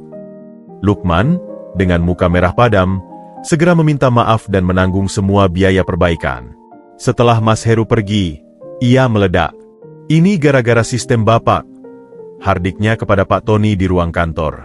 "Mekanik ditekan harus cepat, isi form, capai target, sampai pada ceroboh. Dulu kita kerjakan pelan-pelan, hati-hati, tidak pernah ada masalah kayak gini." Pak Tony, yang juga frustrasi, membalas, "Ini bukan salah sistem, Luk. Ini salah pengawasan. Kamu sebagai kepala operasi harusnya lebih sering cek quality control, bukan cuma turun tangan memperbaiki motor." "Jadi sekarang salah saya?" teriak Lukman. "Dari tadi saya merasa jadi orang asing di bisnis sendiri. Semua serba kaku, serba aturan. Kita kehilangan apa yang membuat kita kuat." Mereka berdebat dengan suara keras, sampai Andi dan yang lain mendengarnya dari luar. Suasana di bengkel menjadi sangat tidak nyaman. Lukman akhirnya menyerah. Saya nggak sanggup, Pak Tony. Mungkin Rudy benar. Mungkin saya memang cuma cocoknya jadi tukang. Ia mengambil jaketnya dan meninggalkan ruko, membanting pintu. Pak Tony terduduk lemas. Ia melihat ke sekeliling. Sistem yang ia bangun untuk membuktikan sesuatu pada investor justru merenggangkan ikatan tim yang selama ini menjadi kekuatan mereka. Ia melihat angka-angka di spreadsheet, lalu melihat wajah-wajah kecewa karyawan di luar. Malam itu, Lukman mengendarai motornya tanpa tujuan. Ia akhirnya berhenti di garasi lama mereka, yang kini disewakan kepada seorang tukang las. Tempat di mana semuanya dimulai. Tempat di mana mereka berdebat, tetapi selalu berakhir dengan kompromi dan secangkir kopi. Dia merindukan itu. Merindukan kesederhanaan. Merindukan rasa bahwa mereka adalah satu tim yang melawan dunia, bukan dua orang yang saling menyalahkan. Sementara Pak Tony duduk sendirian di ruko, menatap komputer. Ia menyadari sesuatu. Ia telah membiarkan tekanan eksternal, syarat Rudy, mengubah cara ia memimpin. Ia telah mengorbankan jiwa, bisnis mereka demi sebuah patokan yang ditetapkan orang lain. Ini adalah titik terendah. Pertumbuhan stagnan, tim retak, dan kemitraan mereka di ujung tanduk. Taruhan 3 bulan itu tiba-tiba terasa seperti lubang yang dalam. Dan mereka terjatuh ke dalamnya, tepat di minggu pertama. Babak pembuktian bukan lagi tentang angka, tapi tentang apakah mereka bisa menemukan kembali kekompakan yang hilang, sebelum segalanya benar-benar berantakan. Lukman menghabiskan malam itu di kosongannya, berkubang dalam kegelapan dan rasa bersalah yang mendalam. Ledakan emosinya di ruko terasa seperti pengkhianatan, terhadap Pak Tony, terhadap tim, dan terhadap bisnis yang mereka bangun bersama. Kata-kata Pak Rudy tentang pengendalian emosi kembali menghantuinya. Kali ini terasa sebagai sebuah nubuat yang terwujud. Mungkin ia memang tidak pantas. Namun, menjelang subuh, sebuah pesan singkat masuk dari Pak Tony. Bukan marah-marah. Bukan pembenaran diri. Hanya 3 kalimat pendek. Maaf, Luke. Aku terlalu fokus pada sistem, bukan pada manusia. Garasi kita dulu kuat karena kita saling mendengar. Besok, kalau kamu mau, kita mulai lagi dari mendengar. Air mata mendadak membanjiri mata Lukman. Dalam kesederhanaan pesan itu, ia melihat kerendahan hati yang jarang dimiliki seorang mantan CEO. Ia melihat pintu yang masih terbuka. Dan yang paling penting, ia melihat Pak Tony, bukan bos atau mentor, tetapi rekan yang juga tersesat. Keesokan paginya, dengan langkah berat, Lukman kembali ke ruko. Ia menemukan suasana yang berbeda. Papan checklist yang kaku masih ada, tetapi di sampingnya, Pak Tony telah menempelkan kertas flipchart besar bertuliskan, "Apa yang bisa kita lakukan lebih baik?" Diskusi terbuka. Sebelum bengkel buka, Pak Tony mengumpulkan semua orang. Lukman, Andi, Bowo, Yuda. Dia duduk di atas meja kerja, bukan di belakang meja kantor. "Saya salah," katanya langsung, tanpa basa-basi. "Saya terobsesi dengan angka 30% dan sistem sempurna sampai lupa bahwa kekuatan kita adalah kerjasama, bukan aturan. Mulai hari ini, kita coba cara baru. Aturan kita buat bersama. Target kita tentukan bersama." Pertemuan itu berlangsung selama 2 jam. Awalnya canggung, tapi Andi yang biasanya pendiam mulai bicara. "Sistem checklist oke, Pak. Tapi kadang formnya kebanyakan. Buat motor cuma ganti oli aja, checklistnya seabrek. Bikin lama." Bowo menambahkan, "Iya, dan meeting mingguan rasanya kayak dihakimi. Mending kita ngobrol sambil servis, atau istirahat makan siang." Lukman menyumbangkan idenya. Target pertumbuhan 30% itu besar. Tapi mungkin kita bisa capai bukan cuma dari servis motor. Kemarin ada driver ngeluh susah cari ban dalam ukuran tertentu buat motor tua. Kita bisa stok itu. Atau kita bisa kerjasama dengan warung makan depan, kasih diskon buat driver yang servis di kita. Jadi mereka betah. Pak Tony mendengarkan dengan saksama, mencatat setiap poin. "Baik. Jadi kita sederhanakan checklist. Meeting formal jadi sekali sebulan untuk laporan keuangan saja. Diskusi harian kita lakukan sambil kerja. Dan kita tambah layanan, stok spare part langka dan paket kolaborasi dengan warung. Ide bagus.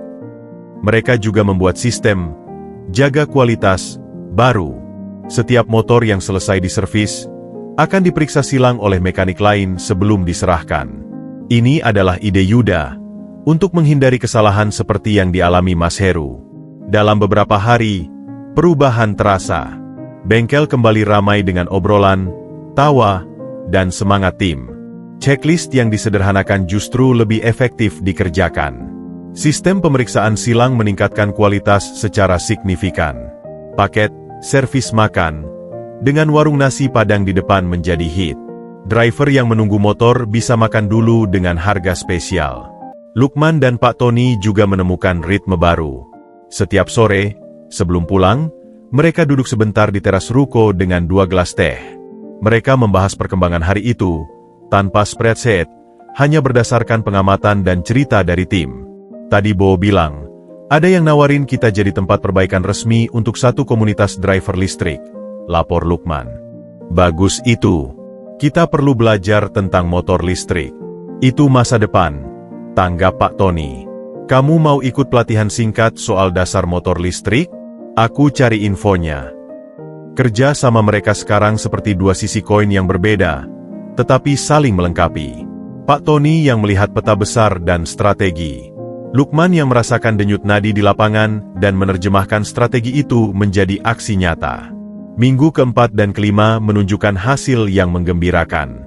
Pertumbuhan mingguan stabil di angka 8 hingga 9%. Belum mencapai 10%, tetapi trennya naik. Pelanggan baru berdatangan. Banyak dari rekomendasi driver yang puas dengan paket kolaborasi makan. Di minggu ke-6, ide Lukman tentang spare part langka membuahkan hasil.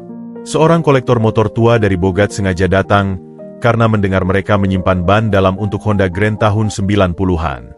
Orang itu kemudian merekomendasikan mereka ke komunitas motor klasik. Servis motor klasik harganya premium. Revenue melonjak. Mereka juga mulai mendapatkan pesanan servis berkala dari beberapa usaha rental motor online kecil di sekitar Depok. Ini adalah recurring income yang diidamkan Pak Tony. Datang bukan karena paksaan sistem paket, tetapi karena reputasi. Di akhir bulan kedua, mereka menghitung angka. Pertumbuhan mereka mencapai 22. Mereka di jalur yang tepat. Semangat tim membara. Setiap orang merasa memiliki andil dalam kesuksesan ini. Namun, tekanan muncul dalam bentuk lain. Kesibukan yang meningkat membuat mereka semua kelelahan. Lukman, yang sekarang juga bertanggung jawab atas hubungan dengan komunitas dan supplier lokal, sering pulang larut malam. Suatu malam, saat memeriksa stok larut, ia hampir terjatuh dari tangga gudang karena pusing. Keesokan harinya, Pak Tony memergokinya sedang minum obat sakit kepala di kantor. Kamu harus jaga diri, Luk. Kita tidak bisa bangun bisnis dengan mengorbankan kesehatan. Tapi target 30%. Target itu penting, tapi tidak lebih penting dari orang-orang di dalamnya, kata Pak Tony tegas. Dari sekarang, kita buat aturan, tidak ada yang kerja lembur sendirian. Kerja tim. Dan kita wajib libur 1 hari dalam seminggu, bergiliran. Keputusan itu awalnya ditentang Lukman dan yang lain, karena takut kehilangan momentum. Tapi setelah diterapkan, justru produktivitas meningkat. Istirahat yang cukup membuat mereka lebih fokus dan mengurangi kesalahan. Malam di akhir bulan kedua, Pak Tony dan Lukman kembali duduk di teras. Lampu kota berkelap-kelip di kejauhan. Kita di 22%, Luk. 1 bulan lagi. Kamu pikir bisa? Bisa, jawab Lukman, yakin. Bukan cuma karena angka, tapi karena sekarang kita tahu caranya. Kita dengarkan lapangan, kita percayai tim, kita jaga kesehatan. Pak Tony tersenyum. Rudy hanya minta 30% pertumbuhan. Dia tidak minta kita untuk kehilangan jiwa kita. Dan kita berhasil menjaga keduanya. Ujian 3 bulan itu, yang awalnya terasa seperti pedang di atas leher, kini berubah menjadi sebuah proses pemurnian. Mereka tidak hanya membuktikan bahwa mereka bisa tumbuh, tetapi juga menemukan cara tumbuh yang berkelanjutan dan manusiawi. Mereka belajar bahwa kepemimpinan sejati bukan tentang memaksa sistem, tetapi tentang memberdayakan orang. dan bahwa kemitraan terkuat dibangun bukan ketika semuanya mudah, tetapi ketika mereka berhasil menemukan jalan bersama melewati masa-masa sulit. 1 bulan penentu tinggal tersisa. Tapi untuk pertama kalinya sejak pertemuan dengan Rudy, mereka tidak merasa gentar.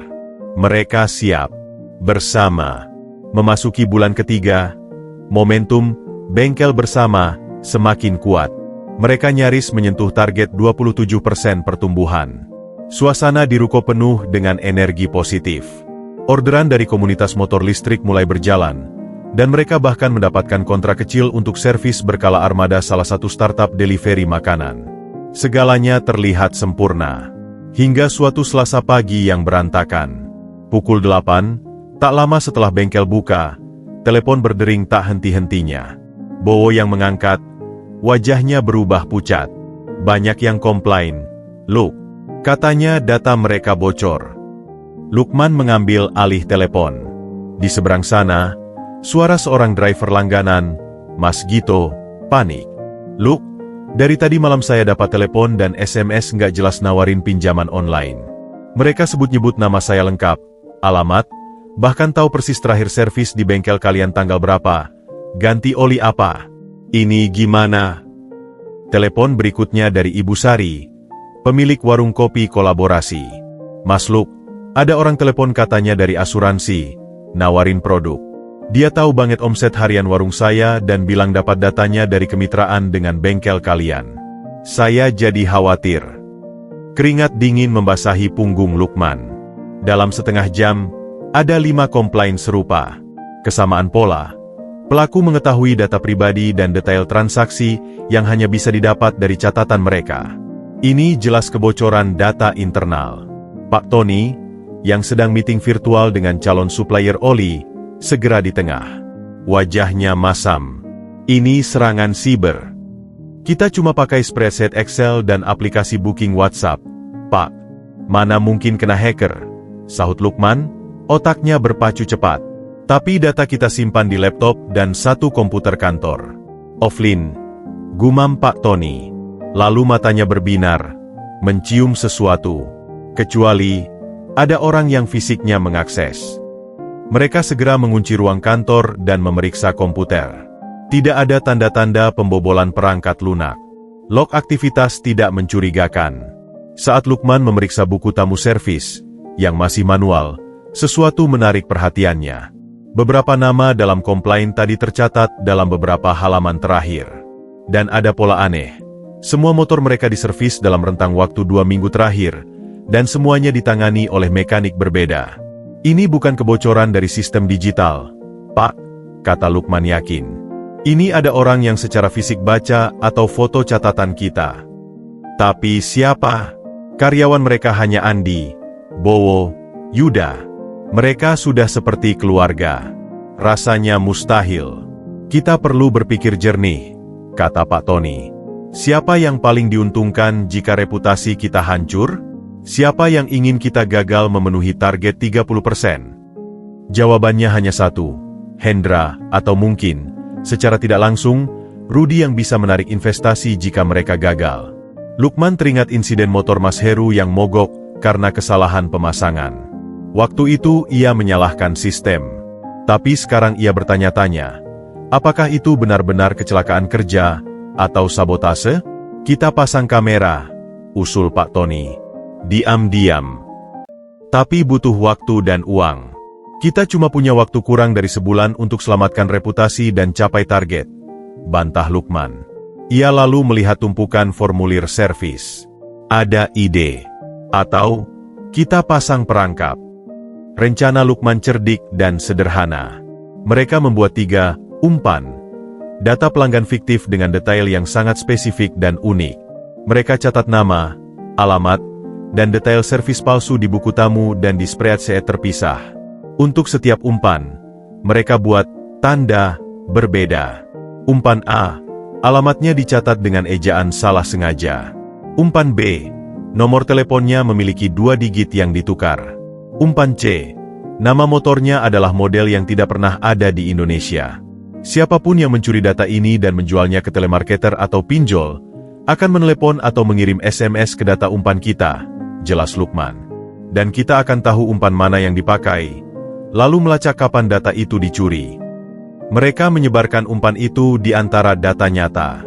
Mereka juga membuat pengumuman ke semua karyawan bahwa akan ada audit internal terhadap catatan pelanggan untuk meningkatkan keamanan data, agar si pelaku merasa terpantau. Lalu, mereka menunggu. 3 hari berlalu tanpa insiden. Komplain masih ada, tetapi sudah berkurang. Kemudian, di hari keempat, Pak Tony mendapat telepon dari nomor tidak dikenal.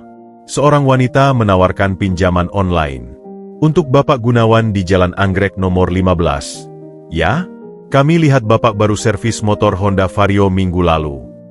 Gunawan adalah nama umpan C. Alamat Jalan Anggrek itu ejaannya salah, dan Honda Vario adalah tipuan. Mereka menulis Honda Valario di catatan. Mereka segera mengecek log. Data umpan C itu hanya dimasukkan 2 hari yang lalu, dan hanya ada di buku tamu fisik, belum dimasukkan ke komputer. Artinya, pelakunya mencuri data dari buku tamu. Dan hanya ada satu waktu di mana buku tamu itu tidak diawasi, saat tutup bengkel, antara pukul 21 hingga pukul 8 pagi. Malam itu, mereka tidak pulang.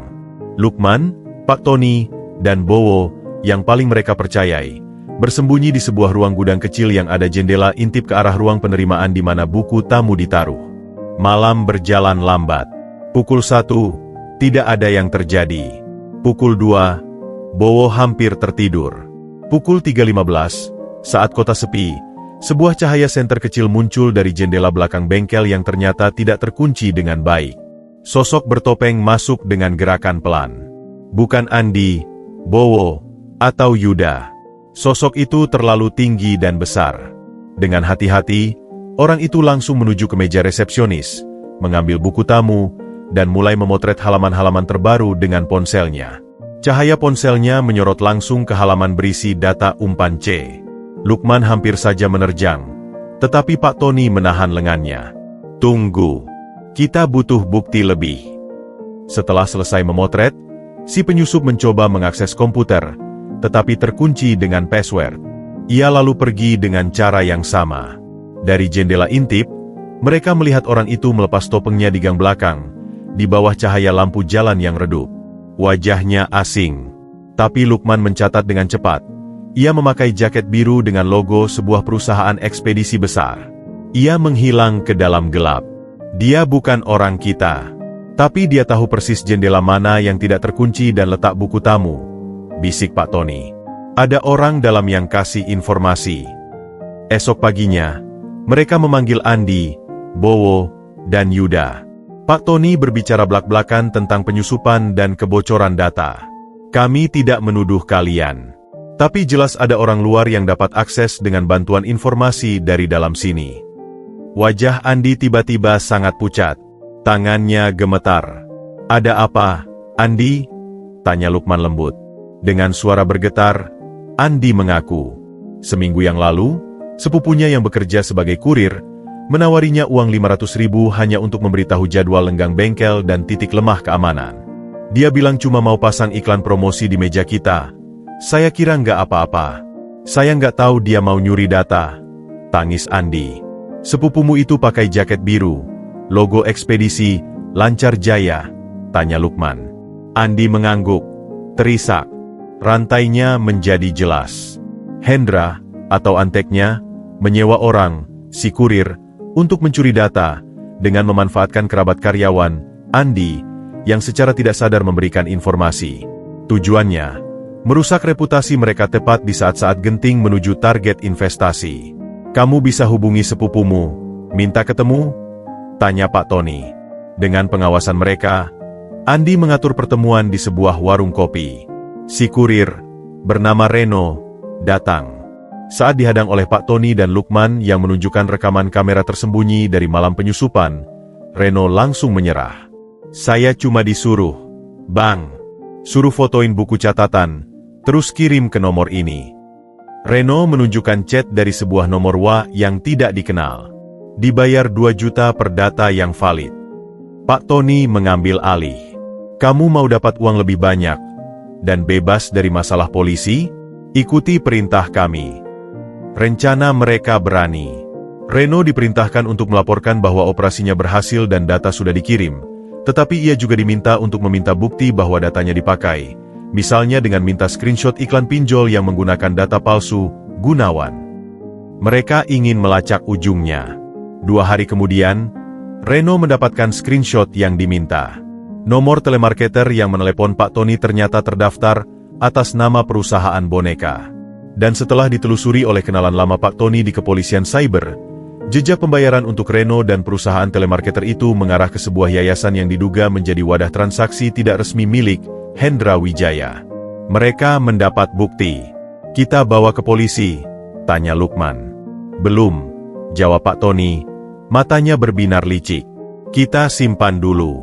Kita fokus ke target 30%. Setelah investasi Rudi cair, kita yang punya posisi tawar. Tapi untuk sekarang, kita perlu perbaiki reputasi kita dengan cepat." Mereka pun membuat langkah terbuka. Mereka menggelar konferensi pers kecil-kecilan di depan ruko, meminta maaf atas kebocoran data, menjelaskan bahwa mereka menjadi korban kejahatan terorganisir, dan mengumumkan kerjasama dengan firma keamanan data sederhana untuk mengamankan sistem. Mereka juga menawarkan ganti rugi simbolis dan pemantauan kredit gratis selama setahun bagi korban. Transparansi itu justru menuai simpati. Pelanggan menghargai kejujuran dan langkah perbaikan mereka. Reputasi tidak hanya pulih, malah meningkat. Konspirasi itu hampir meruntuhkan mereka. Tapi dengan kecerdikan Lukman yang membuat perangkap dan ketenangan Pak Tony dalam mengumpulkan bukti, mereka berhasil membalik keadaan. Mereka tidak hanya menemukan pelakunya, tetapi juga mendapatkan senjata untuk melawan di masa depan. Di penghujung bulan ketiga, mereka tidak hanya mencapai target 30% pertumbuhan, tetapi melampauinya menjadi 35%. Mereka berhasil melewati ujian paling kotor, dan keluar dengan lebih kuat, serta dengan rahasia yang suatu hari bisa menjadi tamparan telak bagi Hendra. Pertarungan masih jauh dari selesai, tapi setidaknya sekarang mereka tahu siapa musuhnya, dan memiliki amunisi. Bulan ketiga berakhir dengan catatan yang luar biasa. Tidak hanya target 30% terlampaui menjadi 35%, tetapi bengkel bersama telah berhasil mengubah krisis menjadi momentum. Transparansi mereka dalam menangani kebocoran data justru mengukuhkan citra sebagai bisnis yang jujur dan bertanggung jawab. Langganan paket servis dari usaha rental motor dan komunitas listrik semakin bertambah. Pertemuan evaluasi akhir dengan Rudi dijadwalkan. Kali ini, bukan di kantor Megah Sudirman, tetapi Rudi yang datang ke ruko mereka di Depok. Ia ingin melihat langsung denyut nadi bisnis ini. Pagi itu, ruko bersih dan rapi, tetapi tidak dibuat-buat. Mekanik sedang bekerja seperti biasa, obrolan dengan pelanggan terdengar akrab, dan aroma kopi dari warung depan menyatu dengan bau oli yang khas. Rudi tiba dengan setelan kasual, mengamati segala sesuatu dengan mata analitis. Setelah berkeliling dan berbincang singkat dengan Bowo dan seorang pelanggan, mereka masuk ke ruang kantor sederhana. Di atas meja, Pak Tony telah menyiapkan laporan keuangan yang telah diaudit sederhana, grafik pertumbuhan, dan, yang tak terduga, sebuah map berisi bukti-bukti investigasi mereka soal kebocoran data. Pertama-tama, Pak Rudi, buka Pak Tony, kami ingin memulai dengan yang mungkin menjadi concern terbesar Anda, insiden keamanan data. Dengan tenang namun tegas, Pak Tony memaparkan kronologinya, dari komplain pelanggan, perangkap data umpan, penyergapan malam hari, pengakuan Andi, hingga pelacakan uang ke Yayasan Hendra. Dia menyerahkan salinan laporan. Polisi sementara, tanpa menyebutkan bahwa mereka menahan sebagian bukti, dan screenshot percakapan Reno. Jadi, masalah ini bukan berasal dari ketidakmampuan manajemen internal, melainkan dari serangan eksternal yang terencana dari pihak yang merasa terancam dengan kemajuan kami, simpul Pak Tony. Dan kami berhasil mengatasinya dengan mengandalkan kejelian tim lapangan kami, yang dipimpin langsung oleh Lukman. Rudi memeriksa dokumen-dokumen itu dengan cermat, wajahnya tidak berubah. Setelah selesai, ia meletakkannya, lalu menatap Lukman. Jadi, perangkap data palsu ini ide Anda? Lukman mengangguk, sedikit gugup. Iya, Pak. Saya pikir, pencuri data pasti akan pakai data itu. Dan kita bisa lacak. Dan Anda yang mengatur penyergapan malam itu. Kami berdua, dengan salah satu karyawan yang paling dipercaya, sahut Pak Tony. Tetapi rencana intinya dari Luqman. Rudy mengangguk pelan, lalu tiba-tiba tersenyum. Senyum yang berbeda dari senyum diplomatis di pertemuan pertama.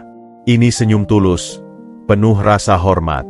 Saya harus mengakui, kata Rudy, saya salah. Dalam terminologi venture capital, kami sering mencari founder dengan kombinasi IQ tinggi dan pedigree bagus. Tapi ada satu hal yang sering terlewat, street smart IQ dan resilience, kecerdasan jalanan dan ketahanan menghadapi badai. Dia menunjuk dokumen bukti di atas meja.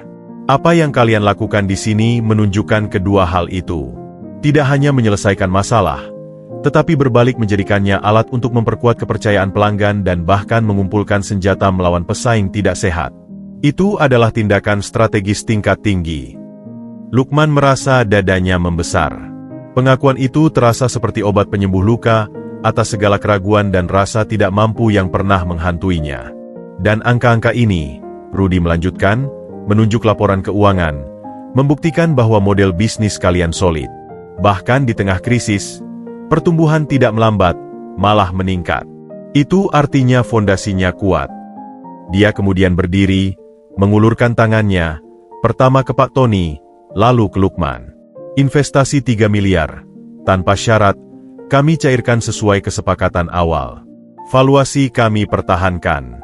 Dan saya ingin menambahkan, kami tidak akan memaksakan COO dari luar. Sebaliknya, kami akan mendanai program pelatihan manajemen khusus untuk Luqman, yang bisa dijalankan sambil bekerja, agar dia bisa semakin mengasah kemampuan strategisnya tanpa harus meninggalkan perannya sebagai jantung operasional. Itu adalah kemenangan total. Bukan sekadar uang yang mereka dapatkan, tetapi pengakuan atas nilai Luqman yang sebenarnya. Perayaan dan refleksi. Malam itu, mereka mengadakan syukuran sederhana di ruko. Semua karyawan, plus Bapak Surya supplier filter, dan pemilik warung Padang diundang. Suasana penuh keceriaan. Andi, yang telah diberi sanksi berupa masa percobaan lagi tetapi tetap dipertahankan karena kesediaannya mengakui kesalahan, terlihat paling lega. Saat suasana sedang ramai, Pak Tony mengajak Luqman ke balkon kecil di lantai 2 ruko. Dari sana, mereka bisa melihat lampu-lampu Depok dan lalu lalang motor yang beberapa mungkin adalah pelanggan mereka. Kamu ingat, dulu di garasi, kita berdebat soal sop? Tanya Pak Tony sambil menyerahkan segelas teh botol. Luqman tersenyum. Ingat, saya bilang Bapak terlalu teori. Dan kamu ternyata benar, dan sekaligus salah, kata Pak Tony. Yang kita butuhkan bukan teori baku, tapi prinsip yang adaptif. Kamu yang punya itu, Luq. Kamu punya prinsip, jujur, peka pada masalah, dan cari solusi praktis. Prinsip itu yang lebih berharga dari semua teori manajemen di dunia. Tapi saya juga masih harus belajar banyak, Pak Tony. Soal baca laporan keuangan yang lebih rumit, soal hukum kontrak. Dan kamu akan belajar. Seperti saya belajar darimu untuk mendengar dan melihat langsung ke lapangan, ujar Pak Tony. Kita saling melengkapi. Itulah inti kemitraan sejati. Bukan tentang siapa yang lebih pintar, tapi tentang saling mengisi kekosongan. Dia berpaling ke Luqman, sorot matanya serius. Investasi ini akan membawa kita ke level baru. Akan ada lebih banyak tekanan, lebih banyak musuh seperti Hendra, lebih banyak godaan. Tapi selama kita pegang prinsip kita dan percaya satu sama lain, kita bisa lewati semuanya. Luqman mengangguk. Perasaan syukur membuncah di dadanya. Dari seorang driver dengan uang receh di tengah hujan, kini ia berdiri sebagai mitra pendiri sebuah bisnis yang diakui investor profesional. Perjalanannya belum selesai, malah baru saja dimulai dengan peta yang lebih luas. Dari bawah, terdengar tawa Bowo dan yang lain. Lampu kota berkelap-kelip seolah memberi salam. Malam itu adalah malam kemenangan atas keraguan diri, atas prasangka dunia, dan atas upaya jahat yang mencoba menjatuhkan mereka. Tapi lebih dari itu, ini adalah pengakuan. Pengakuan bahwa nilai seseorang tidak ditentukan oleh latar belakang pendidikannya, tetapi oleh integritas, ketangguhan, dan kecerdasannya dalam menghadapi kehidupan. Mereka mendengarkan tehnya, dan untuk pertama kalinya dalam 3 bulan terakhir, benar-benar bisa bernapas lega. Medan perang berikutnya sudah menunggu. Tapi malam ini adalah milik mereka. 3 tahun bukanlah waktu yang lama dalam ukuran bisnis. Tapi bagi Solusi Bersama, nama baru yang mereka sepakati setelah ekspansi, 3 tahun terasa seperti sebuah film yang diputar dengan kecepatan ganda. Investasi dari Arta Nusantara menjadi bensin yang menyulut pertumbuhan eksponensial. Mereka tidak hanya membuka 5 cabang, tetapi 27 outlet yang tersebar di kota-kota penyangga Jakarta. Bisnis mereka berevolusi dari sekadar bengkel. Mereka kini adalah sebuah platform ekosistem pekerja rakit yang menyediakan layanan lengkap, dari servis dan asuransi kendaraan, pembiayaan pinjaman modal kerja ringan, pusat pelatihan mekanik dasar, hingga kerjasama dengan klinik kesehatan keliling untuk pemeriksaan gratis bagi mitra driver. Gedung kantor pusat mereka yang sederhana namun fungsional berdiri di kawasan industri Cimanggis. Di lantai 3, ruang kerja CEO terlihat minimalis. Tidak ada meja kayu mahal atau pajangan mewah. Hanya sebuah standing desk, 2 monitor besar, dan dinding yang dipenuhi peta jaringan outlet serta foto-foto tim di setiap cabang. Di ruang itu, Lukman Hakim, 27, sedang mempresentasikan proyeksi ekspansi ke wilayah Jawa Timur melalui video call dengan tim manajemen regional. Ia memakai kemeja lengan pendek sederhana, tetapi cara bicaranya terstruktur, percaya diri, dan penuh data. Pelatihan manajemen eksekutif yang diikutinya selama 2 tahun telah mengasah kemampuannya, tanpa menghilangkan intonasi blak-blakan khas anak lapangan. Sesi berikutnya kita bahas sustainability program untuk motor listrik. Data kami menunjukkan peningkatan adopsi 120% di area kita, jadi kita harus jadi yang terdepan, ujarnya menutup presentasi. Begitu panggilan berakhir, pintu ruangannya diketuk. Pak Tony, 48, masuk, membawa 2 cangkir kopi tubruk. Wajahnya lebih berisi, rambutnya lebih banyak uban, tetapi matanya masih sama tajam, kini lebih tenang. Presentasi tadi bagus. Padat, puji Pak Tony, menyerahkan 1 cangkir. Masih harus belajar. Tadi sempat blank waktu ditanya soal dampak regulasi baru, sahut Lukman sambil tertawa. Mereka berdiri di depan jendela besar yang menghadap ke bengkel pusat di bawah. Puluhan motor antre servis, seragam karyawan berwarna oranye berlalu lalang, terlihat hidup dan tertata. Pernah terbayang? Tanya Pak Tony, suaranya bergetar haru. Dari garasi sempit yang bau apek, sampai sini. Enggak, jawab Lukman jujur. Dulu yang kebayang cuma bisa beli motor baru, atau bikin orang tua berhenti nyari utang. Ini, di luar imajinasi. Kesuksesan mereka telah menjadi cerita inspirasi di banyak media. Kisah, mantan CEO dan driver ojek yang membangun empire bersama, sering dibahas. Tapi di balik sorotan, perjalanan mereka tidak selalu mulus. Setelah investasi cair, Hendra Wijaya mencoba serangan terakhir, menggugat mereka dengan klaim palsu bahwa ide bisnis awal milik perusahaan lamanya yang bangkrut. Pertarungan hukum berlangsung alot selama setahun. Tapi bukti-bukti kuat yang mereka kumpulkan, termasuk rekaman pengakuan Reno dan jejak transfer ke Yayasan Hendra, ditambah tim hukum tangguh dari Arta Nusantara, akhirnya memenangkan mereka.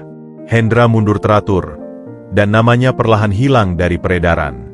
Kesuksesan terbesar bagi Lukman bukanlah angka di laporan keuangan, melainkan saat ia bisa membeli rumah sederhana untuk orang tuanya di kampung, dan mendanai pendidikan adik-adiknya hingga kuliah. Ia juga mendirikan yayasan beasiswa untuk anak-anak keluarga driver yang berprestasi. Pak Tony, di sisi lain, menemukan kedamaian yang hilang. Ia berhasil membangun hubungan kembali dengan anaknya yang kini remaja, meski dengan hati-hati. Kesuksesan finansial membantunya, tetapi yang lebih penting adalah rasa percaya diri yang kembali, karena ia bangkit bukan dengan menginjak orang lain, tetapi dengan mengangkat seseorang bersama-sama. Mereka berdua telah berubah, tetapi inti kemitraan mereka tetap sama. Lukman tetap menjadi jantung operasional, merasakan denyut nadi bisnis dari interaksi langsung dengan mitra driver dan karyawan. Pak Tony menjadi otak strategis, merancang ekspansi dan kemitraan korporat.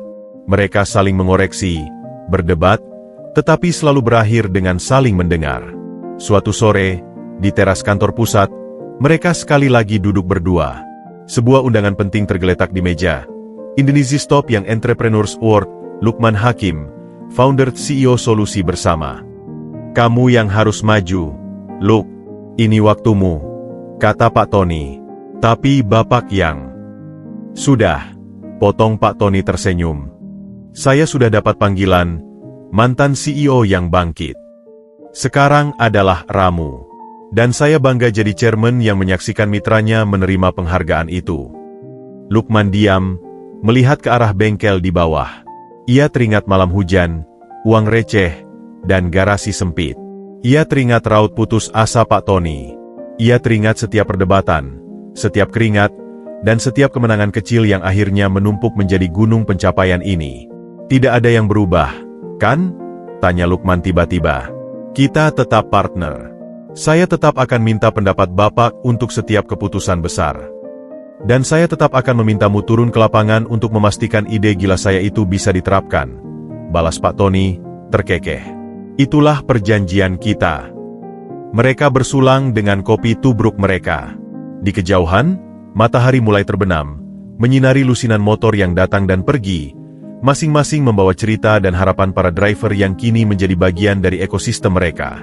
Dulu, seorang pemuda menolong seorang asing di tengah hujan dengan uang terakhirnya. Kini, kebaikan itu telah berbuah menjadi jembatan yang membawa ribuan orang menuju kehidupan yang lebih baik. Mereka telah membuktikan bahwa bisnis bisa dibangun dengan fondasi kemanusiaan. Bahwa kesuksesan sejati adalah ketika kamu naik dan membawa serta orang-orang di sekitarmu. Dan perjalanan itu masih panjang. Masih banyak garasi impian lain yang menunggu untuk dibangun. Banyak Lukman lain yang butuh kesempatan, dan banyak tantangan baru yang harus dihadapi. Tapi selama mereka berdiri bahu-membahu, sang visioner yang pernah jatuh dan si pejuang jalanan yang tak pernah menyerah, tidak ada puncak yang tak bisa mereka daki.